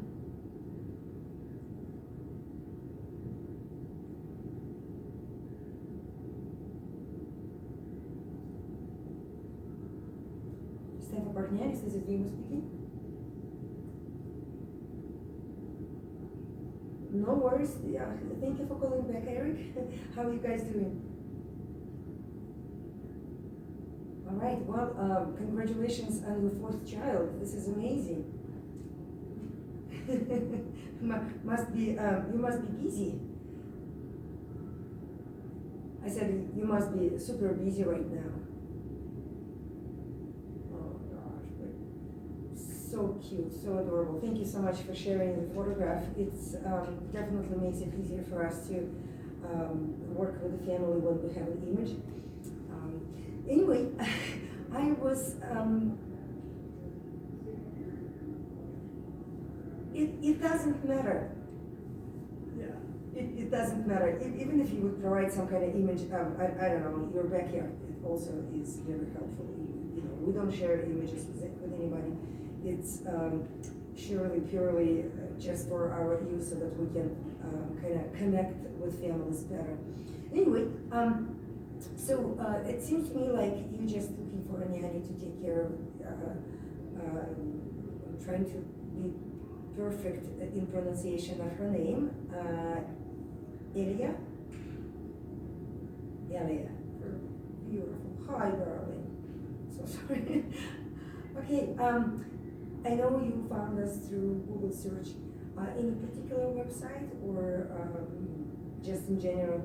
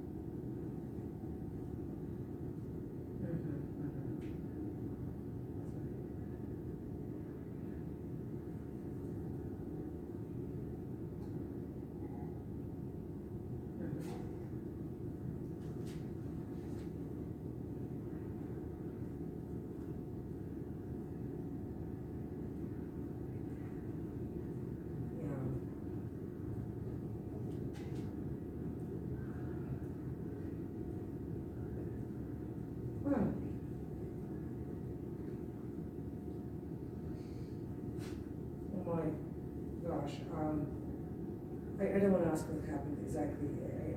I don't want you to even relive that experience, but I'm so sorry. It really is.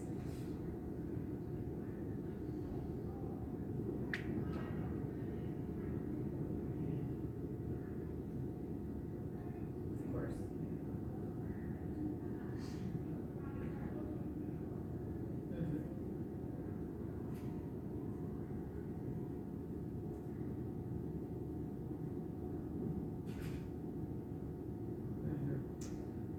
Well,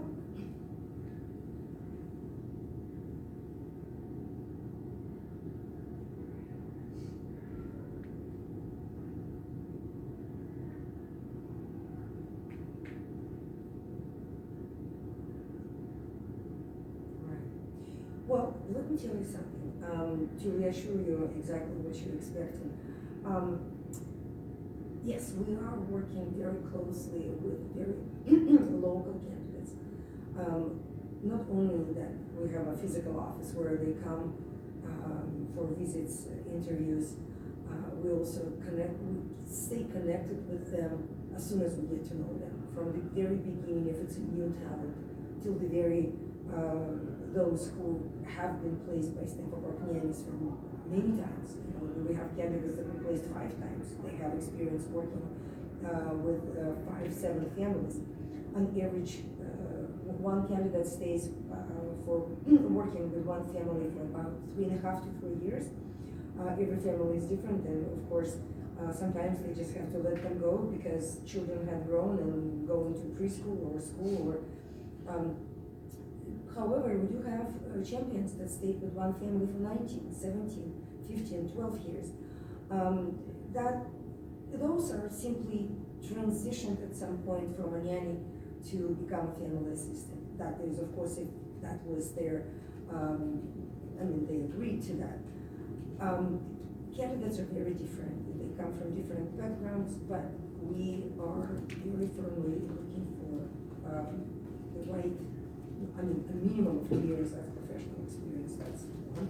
And of course, we're looking for positive references that we gather from the families they worked for. We verify employment history. Reaching out to the references we can, friends, families, and we create that full picture of work on creating their Stanford Partners resume, and probably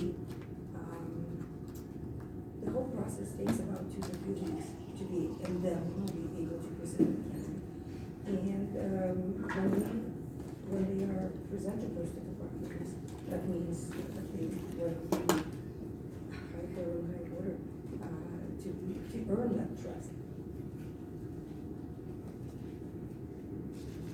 How much do you know about the process of hiring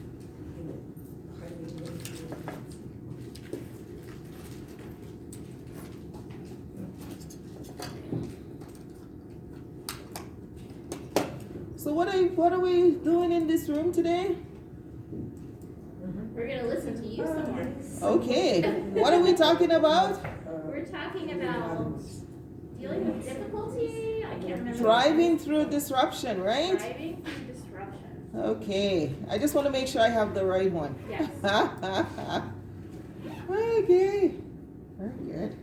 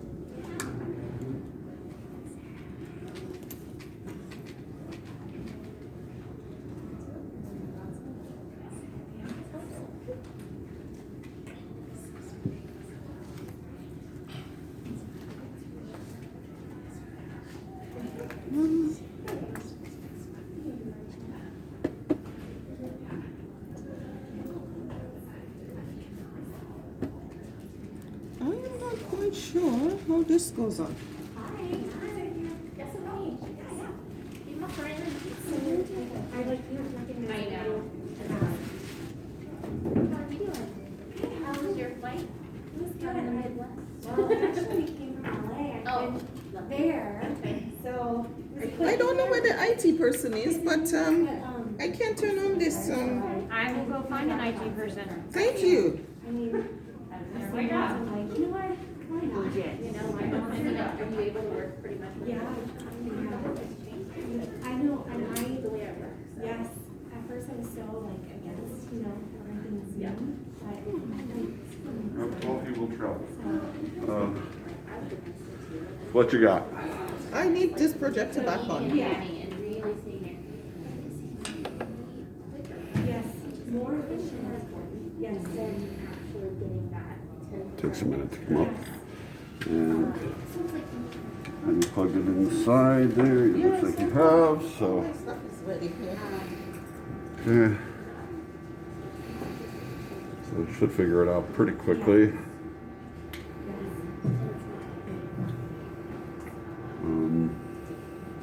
You don't have it blank or something, do you? Yeah. I think you can still Oh, can I just check that? Mm-hmm.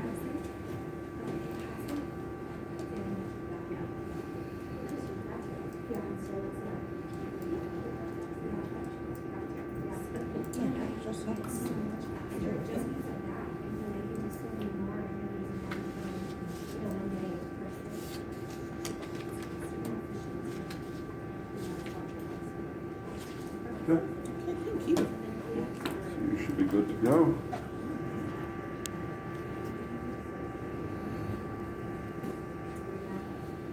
I think she's gonna come with the pictures.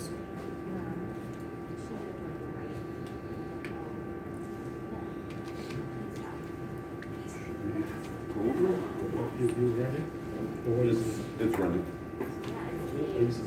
No, I'm actually on somewhere else. Do you need me to sit somewhere in modern You can go ahead and introduction. We can ready to start? I am ready. It's 11 o'clock. It is 11:02. There we go.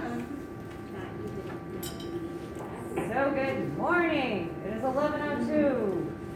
We are in Thriving Through Disruption. And welcome. I'm Kinda Forrest. I'm your moderator. I just introduced Joyce Odessa.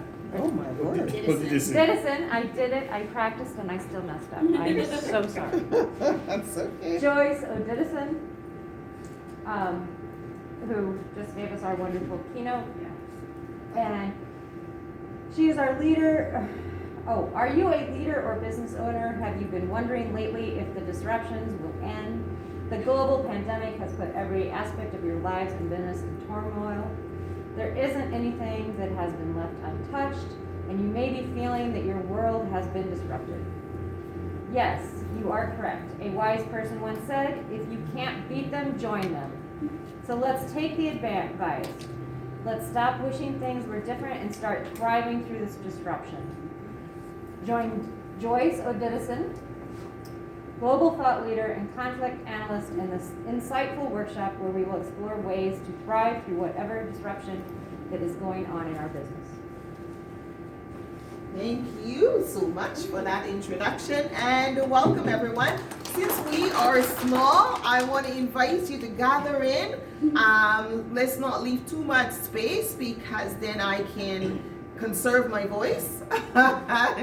But we can also be able to work together because this is going to be a group process.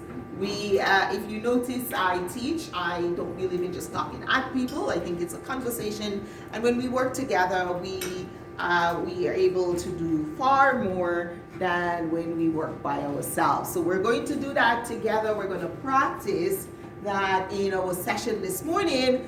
We're going to look at disruption. So how many of you have been experiencing disruption? Basically what I'm going to do is invite you all to tell me why you chose to come to this session, because there are lots of other sessions you could have gone to. So because we're so small, it's going to be intimate and it's going to be focused on your needs. What is it you're going through? What are the disruptions that you're feeling? And I know the global pandemic was that for many, many of us, but how did it specifically impact you? Where do you need to move through the disruption? What are you looking to thrive through? And we will brainstorm. And one of the things I do too, I'm a coach. I own a coach training school, so I train coaches. And so I'll bring my coaching hat on and we will do some coaching strategies we're going to apply here to coach you through your disruption to the solution that works for you.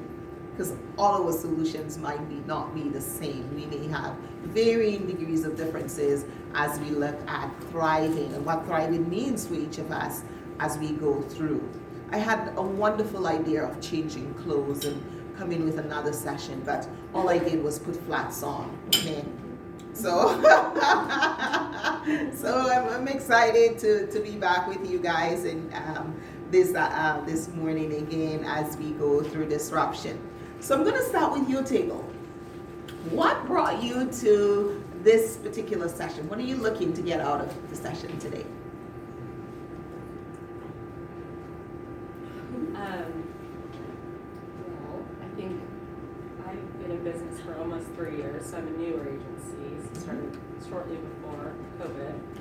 So while I had a plan in my head, I had to pivot a little. And I think it's taught me to just have a plan in general and have maybe multiple service lines. And would just love to hear kind of how others navigated through the last few years. Thanks. Are you with her or are you on your own? No, I'm on my own, but we launched our businesses around the same time. It was about 4 weeks before my city totally closed down that I was open. So yeah, I definitely had to pivot. I feel like at this point there was less disruption than there was when I was getting started, but I'm still really interested to learn about other ways I can sort of approach it if I have another disruption like that. Because that was really tough. Like there was a time when I wasn't sure if I'd be able to go through. And I did. I'm super glad, but I want to be prepared for any kind of large occurrences like that in the future. Excellent. Finding and starting an agency this year, right? So knowledge is power, and I've been adapting to my current line of work that I'm in right now as an educator and coach. And I'm very, very open to hearing the strategies. I know how to adapt in other industries, right? And I want to learn what others are doing, as my colleague just said. Because I think sharing each other's experiences is huge, especially when somebody experienced in studying this stuff. Excellent. So I'm Wendy Sachs from Philadelphia Nanny Network. And when I saw the title, I first thought, we already went through the disruption, so why do we need to keep talking about it since we feel, or I feel that we're on the other side. And I realized it's important to talk through it because hindsight is always helpful. And so while we did a lot of reimagining and reinventing and pivoting, we were in the midst of doing it as we did it and got through it, and now we are definitely on the other side and on an uptick, but haven't taken the time to look back to say, all right, so what is it? What are those nuggets of knowledge? What did we learn? And what can we do to either set in place, or what have we done that's now been set in place because of all that we did during this disruption? And then how can we be prepared should we have another disruption, which a disruption will come along at some point? Exactly. And they've told us that this is just a foretaste of what's to come, right? Well, and it also made me think about, we have this disruption, which was a real broad sweeping and deep disruption. But our industry has had disruptions along the way as well, so we have to remember that it's not just pandemic based or medically based, but it is environmental. But it's environmental or it's business wise. You know, we've had other disruptions in our industry before that wasn't medically based. Excellent. All right. So I'm going to invite you guys to have, I want us to be in tables of 4 as much as possible because we're going to have working groups. So try to be in tables of 4 so we can work through our various exercises in there as we go through this. At your tables, what I'm going to have you do is go together in your group and ask what is one thing that you want to take away from here, and then I'll have one person at your table share that back with us because I want us to get into the exercises, and we don't want to spend too much of our time on that, but I do appreciate that. So first thing I'm going to invite you to do is be at tables of 4 spread out so there's enough room that we can do. So if if people have concerns, we can spread our tables out and be at a table of 4, and then we can start working together.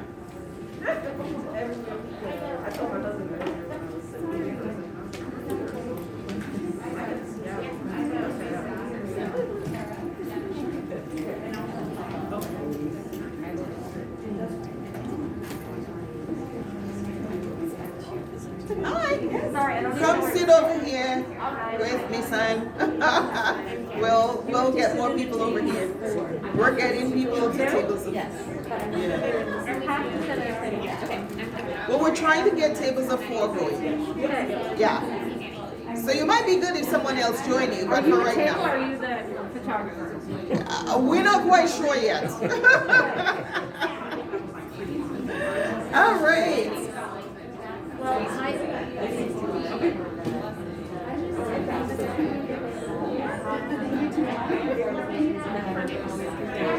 Oh, so you guys can have a table now. Yeah.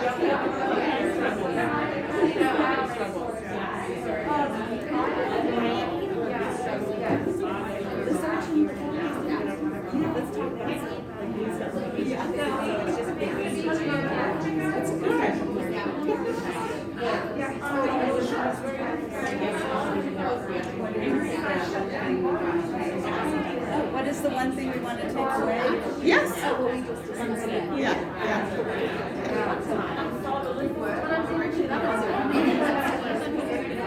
So we're discussing what is one thing we want to take away. You've got a table of 3. Yeah. I got a table of 3. Yeah. Okay. What's one thing I want to take away?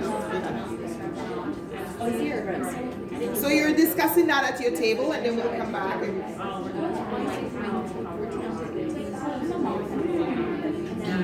Driving through. I know.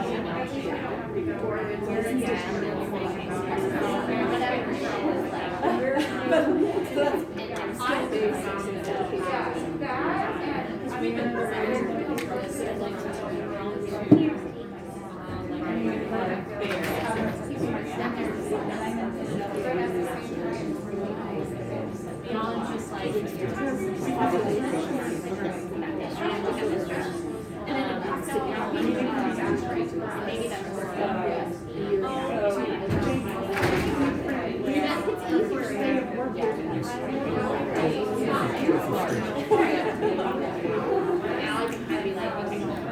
Is it going good?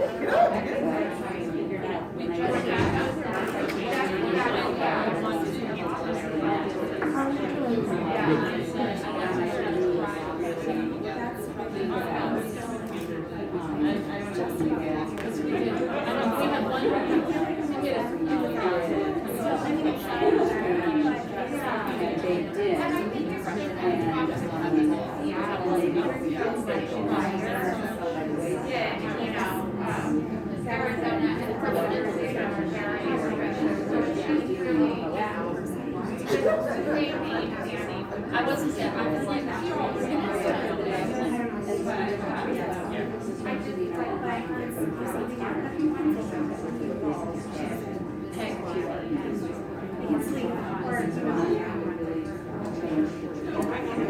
All right, so we don't have a lot of time, so I'm going to invite you back to share one thing from your table that you're going to take away.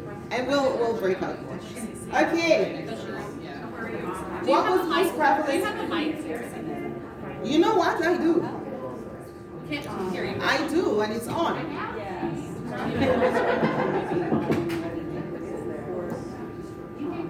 Let me bring it up a little bit. There you go. That's better. Okay. All right. So what is one thing that you wanted to take away from today's session? Table at the back.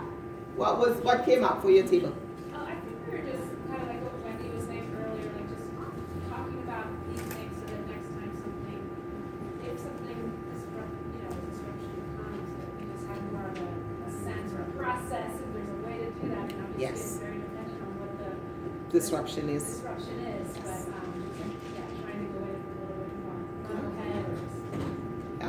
All right. Anything different from your table? Yeah, I mean, basically what she said, just kind of, the roadmap of what we can do moving forward based on what we know from the past. And also just getting other people's stories about, different places within the country and what that looked like and how they dealt with it. And, if anyone has a game plan moving forward, or if we're just gonna fumble again and try to figure it out. Absolutely. Because it's so different for everybody. As we're unique, our businesses are unique, and our experiences are going to be unique. So just join any of the tables. So those of you who are coming in, you had your hand up. No, you. I was just saying, I feel like this isn't over, and I feel like we're dealing with all of the fallout. And I feel like although we're not moving through the crisis so much right now, just flying by the seat of our pants, this workshop appealed to me because I'm starting to feel a little bit disheartened about dealing with families and dealing with the clients who seem angry and frustrated, and maybe your family is still super COVID cautious because they have vaccinated children, but your nannies need to get out. And there's so much discord right now, and I feel like this past 2 years has made everybody on edge. And I'm not enjoying my conversations so much as I used to. I used to love talking to my clients, and lately it's kind of this like, it's not good enough, I want another one, I'm not satisfied. It's like, it just seemed that I'm getting disheartened, and I think that this disruption is part of that. So I'd like to be able to kind of continue thriving, continue to thrive, and learn how to keep the faith. Yes. A lot of internal work. Who else is at that place? Put your hand up. Yeah, you're feeling that our head is above water, but the waves are still coming up. That's right. Yeah. And this is where we're at. And usually when there is a crisis, people jump to the occasion, people will rise, and we will do what we need to do, but we're in survival mode. Right? And that keeps our level of stress high, and it starts to wear out at our resilience, and our mental and emotional well-being start to deteriorate. So now we become more irritable, more angry, more aggressive, less compassionate. We start to lose that compassion that we have, and we become compassion fatigued. And it's very important for us to notice where we are at. So that's the first thing that we do here, is understanding what is the disruption, right? A disruption is happened. It's already happened. We wouldn't be here if the disruption didn't already happen, because we can only talk about this after we've survived it, because sometimes the disruption can kill us, right? So we survived the disruption, the initial crisis stage, but now we need to move to the other side and start to level out and talk about the new norm. And so I'm hosting the Global Workplace Wellness Summit in September of this year in Canada, and our theme and our focus is on redefining wellness in the new world of work. Work has changed forever. The way we work, the way we normalize, our normal is different. And so we have to acknowledge that and recognize, what does that require me to do? How does this add to my stress level? And we sometimes think that stress are the things we notice, the things that we give attention to. But there are all these latent stress, all the things that we don't actually pay attention to, that's in the subconscious, churning away at our mental resilience and our emotional resilience, and put us at that place where we're like a kid walking around and someone just strike the match and we explode, right? And that's what happens. So part of what I want us to talk about is looking and recognizing that we are in that wave. You know, when there's a big wave come and it crashes and then it swells back out, and we're in that place where it's leveling back out, but we're not there yet. And humans have this amazing capacity to hold on to things. So the trauma of what has happened, the pain, the loss, the grief. Humans are not good at losing things. We've lost time. We've lost loved ones. We loved customs and way of doing things. A lot of our norms have been disrupted and may never come back. They just be different. And so we have to get used to that, right? So a disruption is any kind of disturbance, problems, changes, or interference with our work or livelihood or businesses or relationships. And I think COVID was the major disruption because it disrupted us on all of these levels. It impacted our relationships, our intimacy level, our ability to socially connect with others. It disrupted our businesses, processes, the way we work, right? I'm used to being in groups like this, facilitating. This is my first live training face-to-face since COVID, right? It is. This morning was my first live keynote. I'm doing keynotes on Zoom, right? And Teams, and that's what we had to switch to.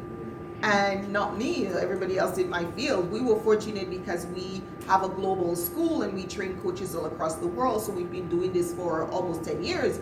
So we had everything set up. A lot of my colleagues who were used to being in classrooms like this, they had nothing, right? We had a school, we have courses, we have all of these things. They didn't have that. So they were telling me, oh, I'm learning to create a course. And I'm like, oh my gosh, right? It was almost strangulating for them. The whole world shifted. And many of you, many of the agencies, I can imagine your work shifted too. Clients are no longer coming in. Everything is by phone. Everything is online. Everything is, you don't meet face to face with your nannies to interview. You have to do it. So things have changed. Our entire world changed. And the way we communicate online is very different from the way we communicate in person, right? If I was on Zoom, you could only see my face like this. You couldn't see the rest of my body. I could be naked from the waist down. Right?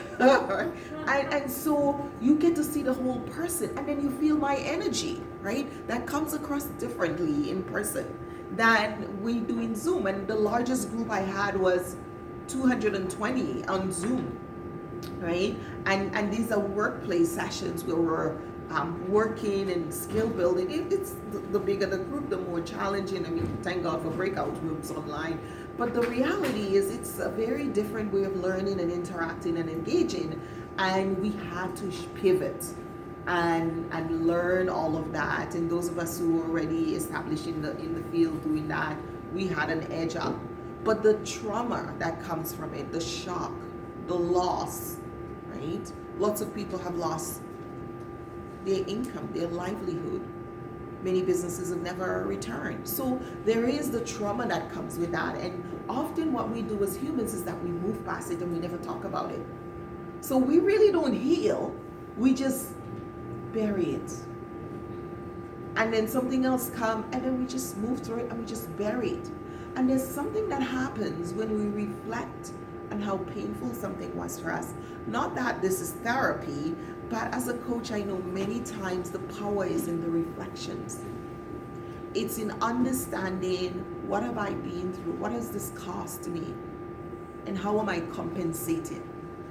Because one of the things that we've noticed, and one of the things I've done in the research that we do and working with clients, what we know is that when we are struggling in one dimension of our life, we overcompensate on another one. We wear ourselves out, like we overcompensate in the others.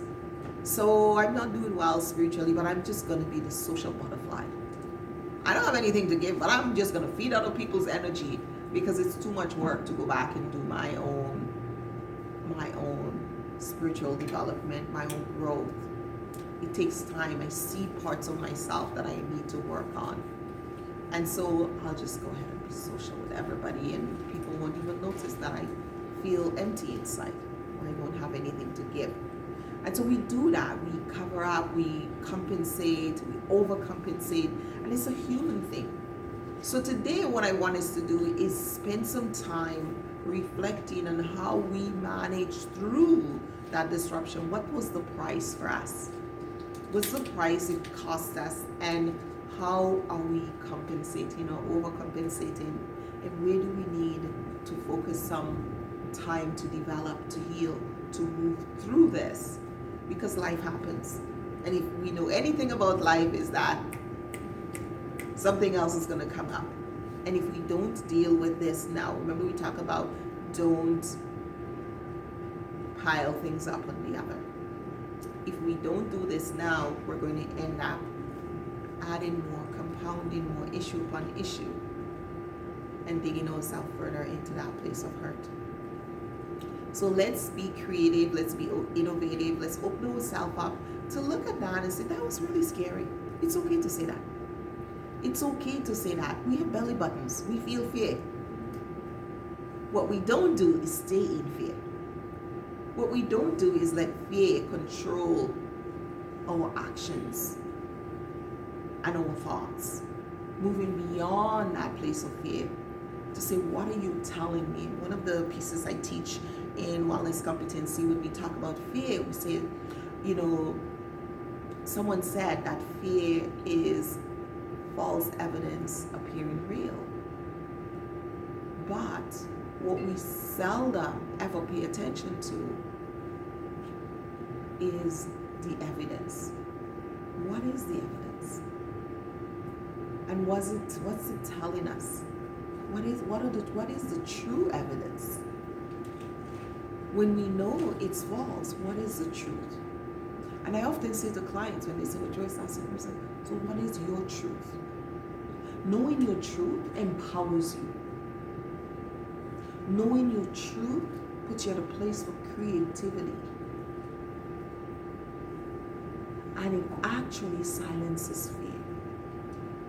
So I want you to be able to connect with that today.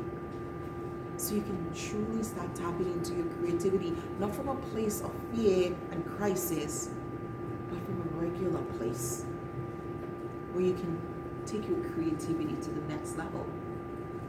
Not because it's driven by external need, but because you're developing. And that's what we learn from disruption, is innovation.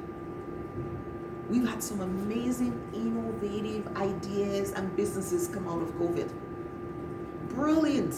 That would never have happened without COVID. And I said, what would our world be if we could have been so innovative? Just because. Just because. And that's what we need to tap into today, is to tap into that creativity and innovation. But first we need to learn how to identify our truth, silence our fears, and be able to question it. What is that? What is the truth? And move forward. So let's go into some of our conversation as we go into acknowledging, because that's the first thing we want to do, is acknowledge what has happened. Recognize this has happened.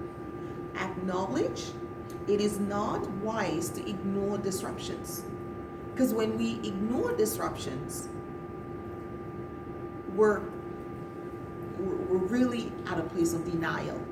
And we know that's not where we want to be. Because that's not a place of creativity. That's not a place of moving us to the next level of innovation. So we want to be curious. We want to ask questions. Not just of what we see. Because when we tap into a critical thinking, we start asking ourselves, what am I not seeing? What am I not seeing? What am I not noticing? What is latent? What is hidden? What's behind this?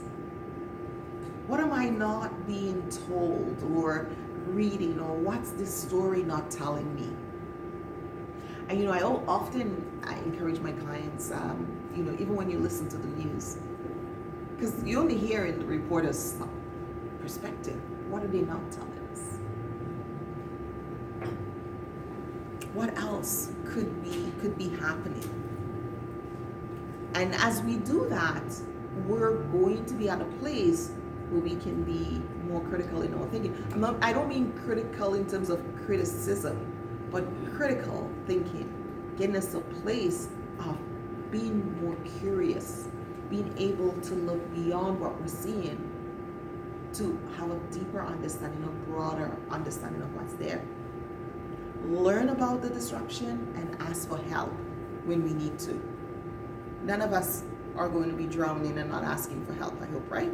We know, ask for help. Send me the lifeline. I need it. So let's go into a group and let's talk about acknowledging the disruptions that you're going through right now, the stage that you're in. And I know some of you have already started saying we are beyond the crisis.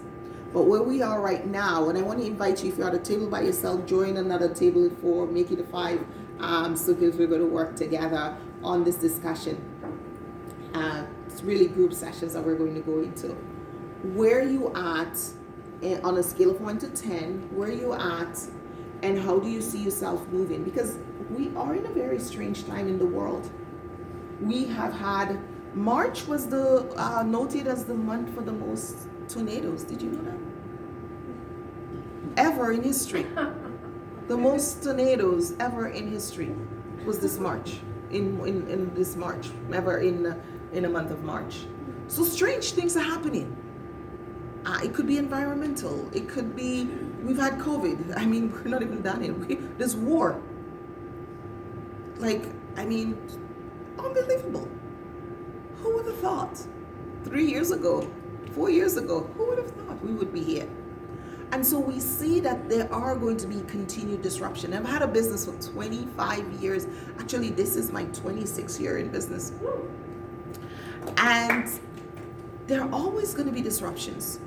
There is never, ever going to be a smooth sailing where you're like, I have arrived. And there's part of having a business, and I often say that to my husband. My husband is civil servant. They have a whole different mindset. And I would say, when you are running a business, it takes a whole different mindset. That business is like a child that never grows up. Right? It never grows up. Your children, my kids are independent. And this business isn't, right? It's going to demand something from you, attention, it's staffing, it's what have you, something is going to require attention from you. And so it's a different way of thinking. When you're managing your career, you have to think about what's the next 5 years going to look like? What is it going to look like for me? Where do I want? And one of my favorite saying is that we need to manage life and not let life manage us. And that's the beauty of planning, having your strategic plan in place. Having an idea, a business plan of where you want to go, where you want to end up in 5 years. And I remember as a little girl, we had the saying, shoot for the stars and you'll reach the mountain tops. Because if you're not shooting high, you're going to shoot low, right? So you always have to think of, where do I want to end up? And if circumstances allows it, or if things change, I'm on a trajectory going somewhere. I'm going towards the sky. I may not get all the way there. I may not get all the way to the stars, but the trajectory is up. So let's talk about that in your group. Where are you at on a scale of 1 to 10? Where are you at with your plans? What is disruptive for you right now? Some people actually, this is the most disruptive time for them. Even if they've gone through the COVID and the lockdown and all the challenges, this is the most disruptive time for them because they were expecting a normal, the same as they had before COVID. And they're starting to recognize, it's a different world. And this is actually the most disruptive time. So wherever you are, let's personalize it. And I want you to personally feel that this is working for you and you're getting what you need to. So I'm going to come around the table and I'll put my mask on as I come around the table to talk to you guys. I feel so sorry for them. I'm not one of these presenters who stay up front. I like to move around and the cameras are here. So Miss, and you're going to have to turn the cameras around as I move around. Sorry.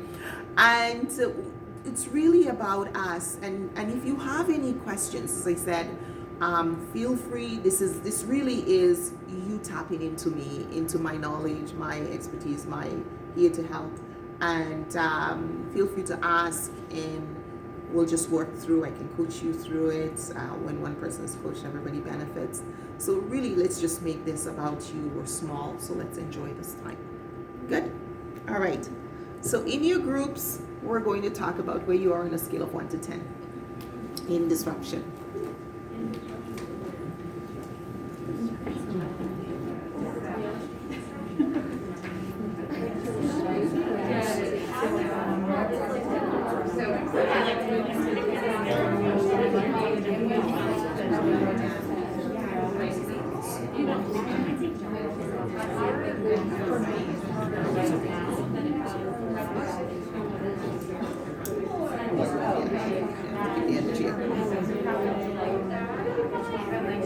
I'll have to check the battery in this one. No, it's still blinking. Let's see. Is it still blinking? I don't know. I don't see. Oh yeah, it is. But there's nobody there.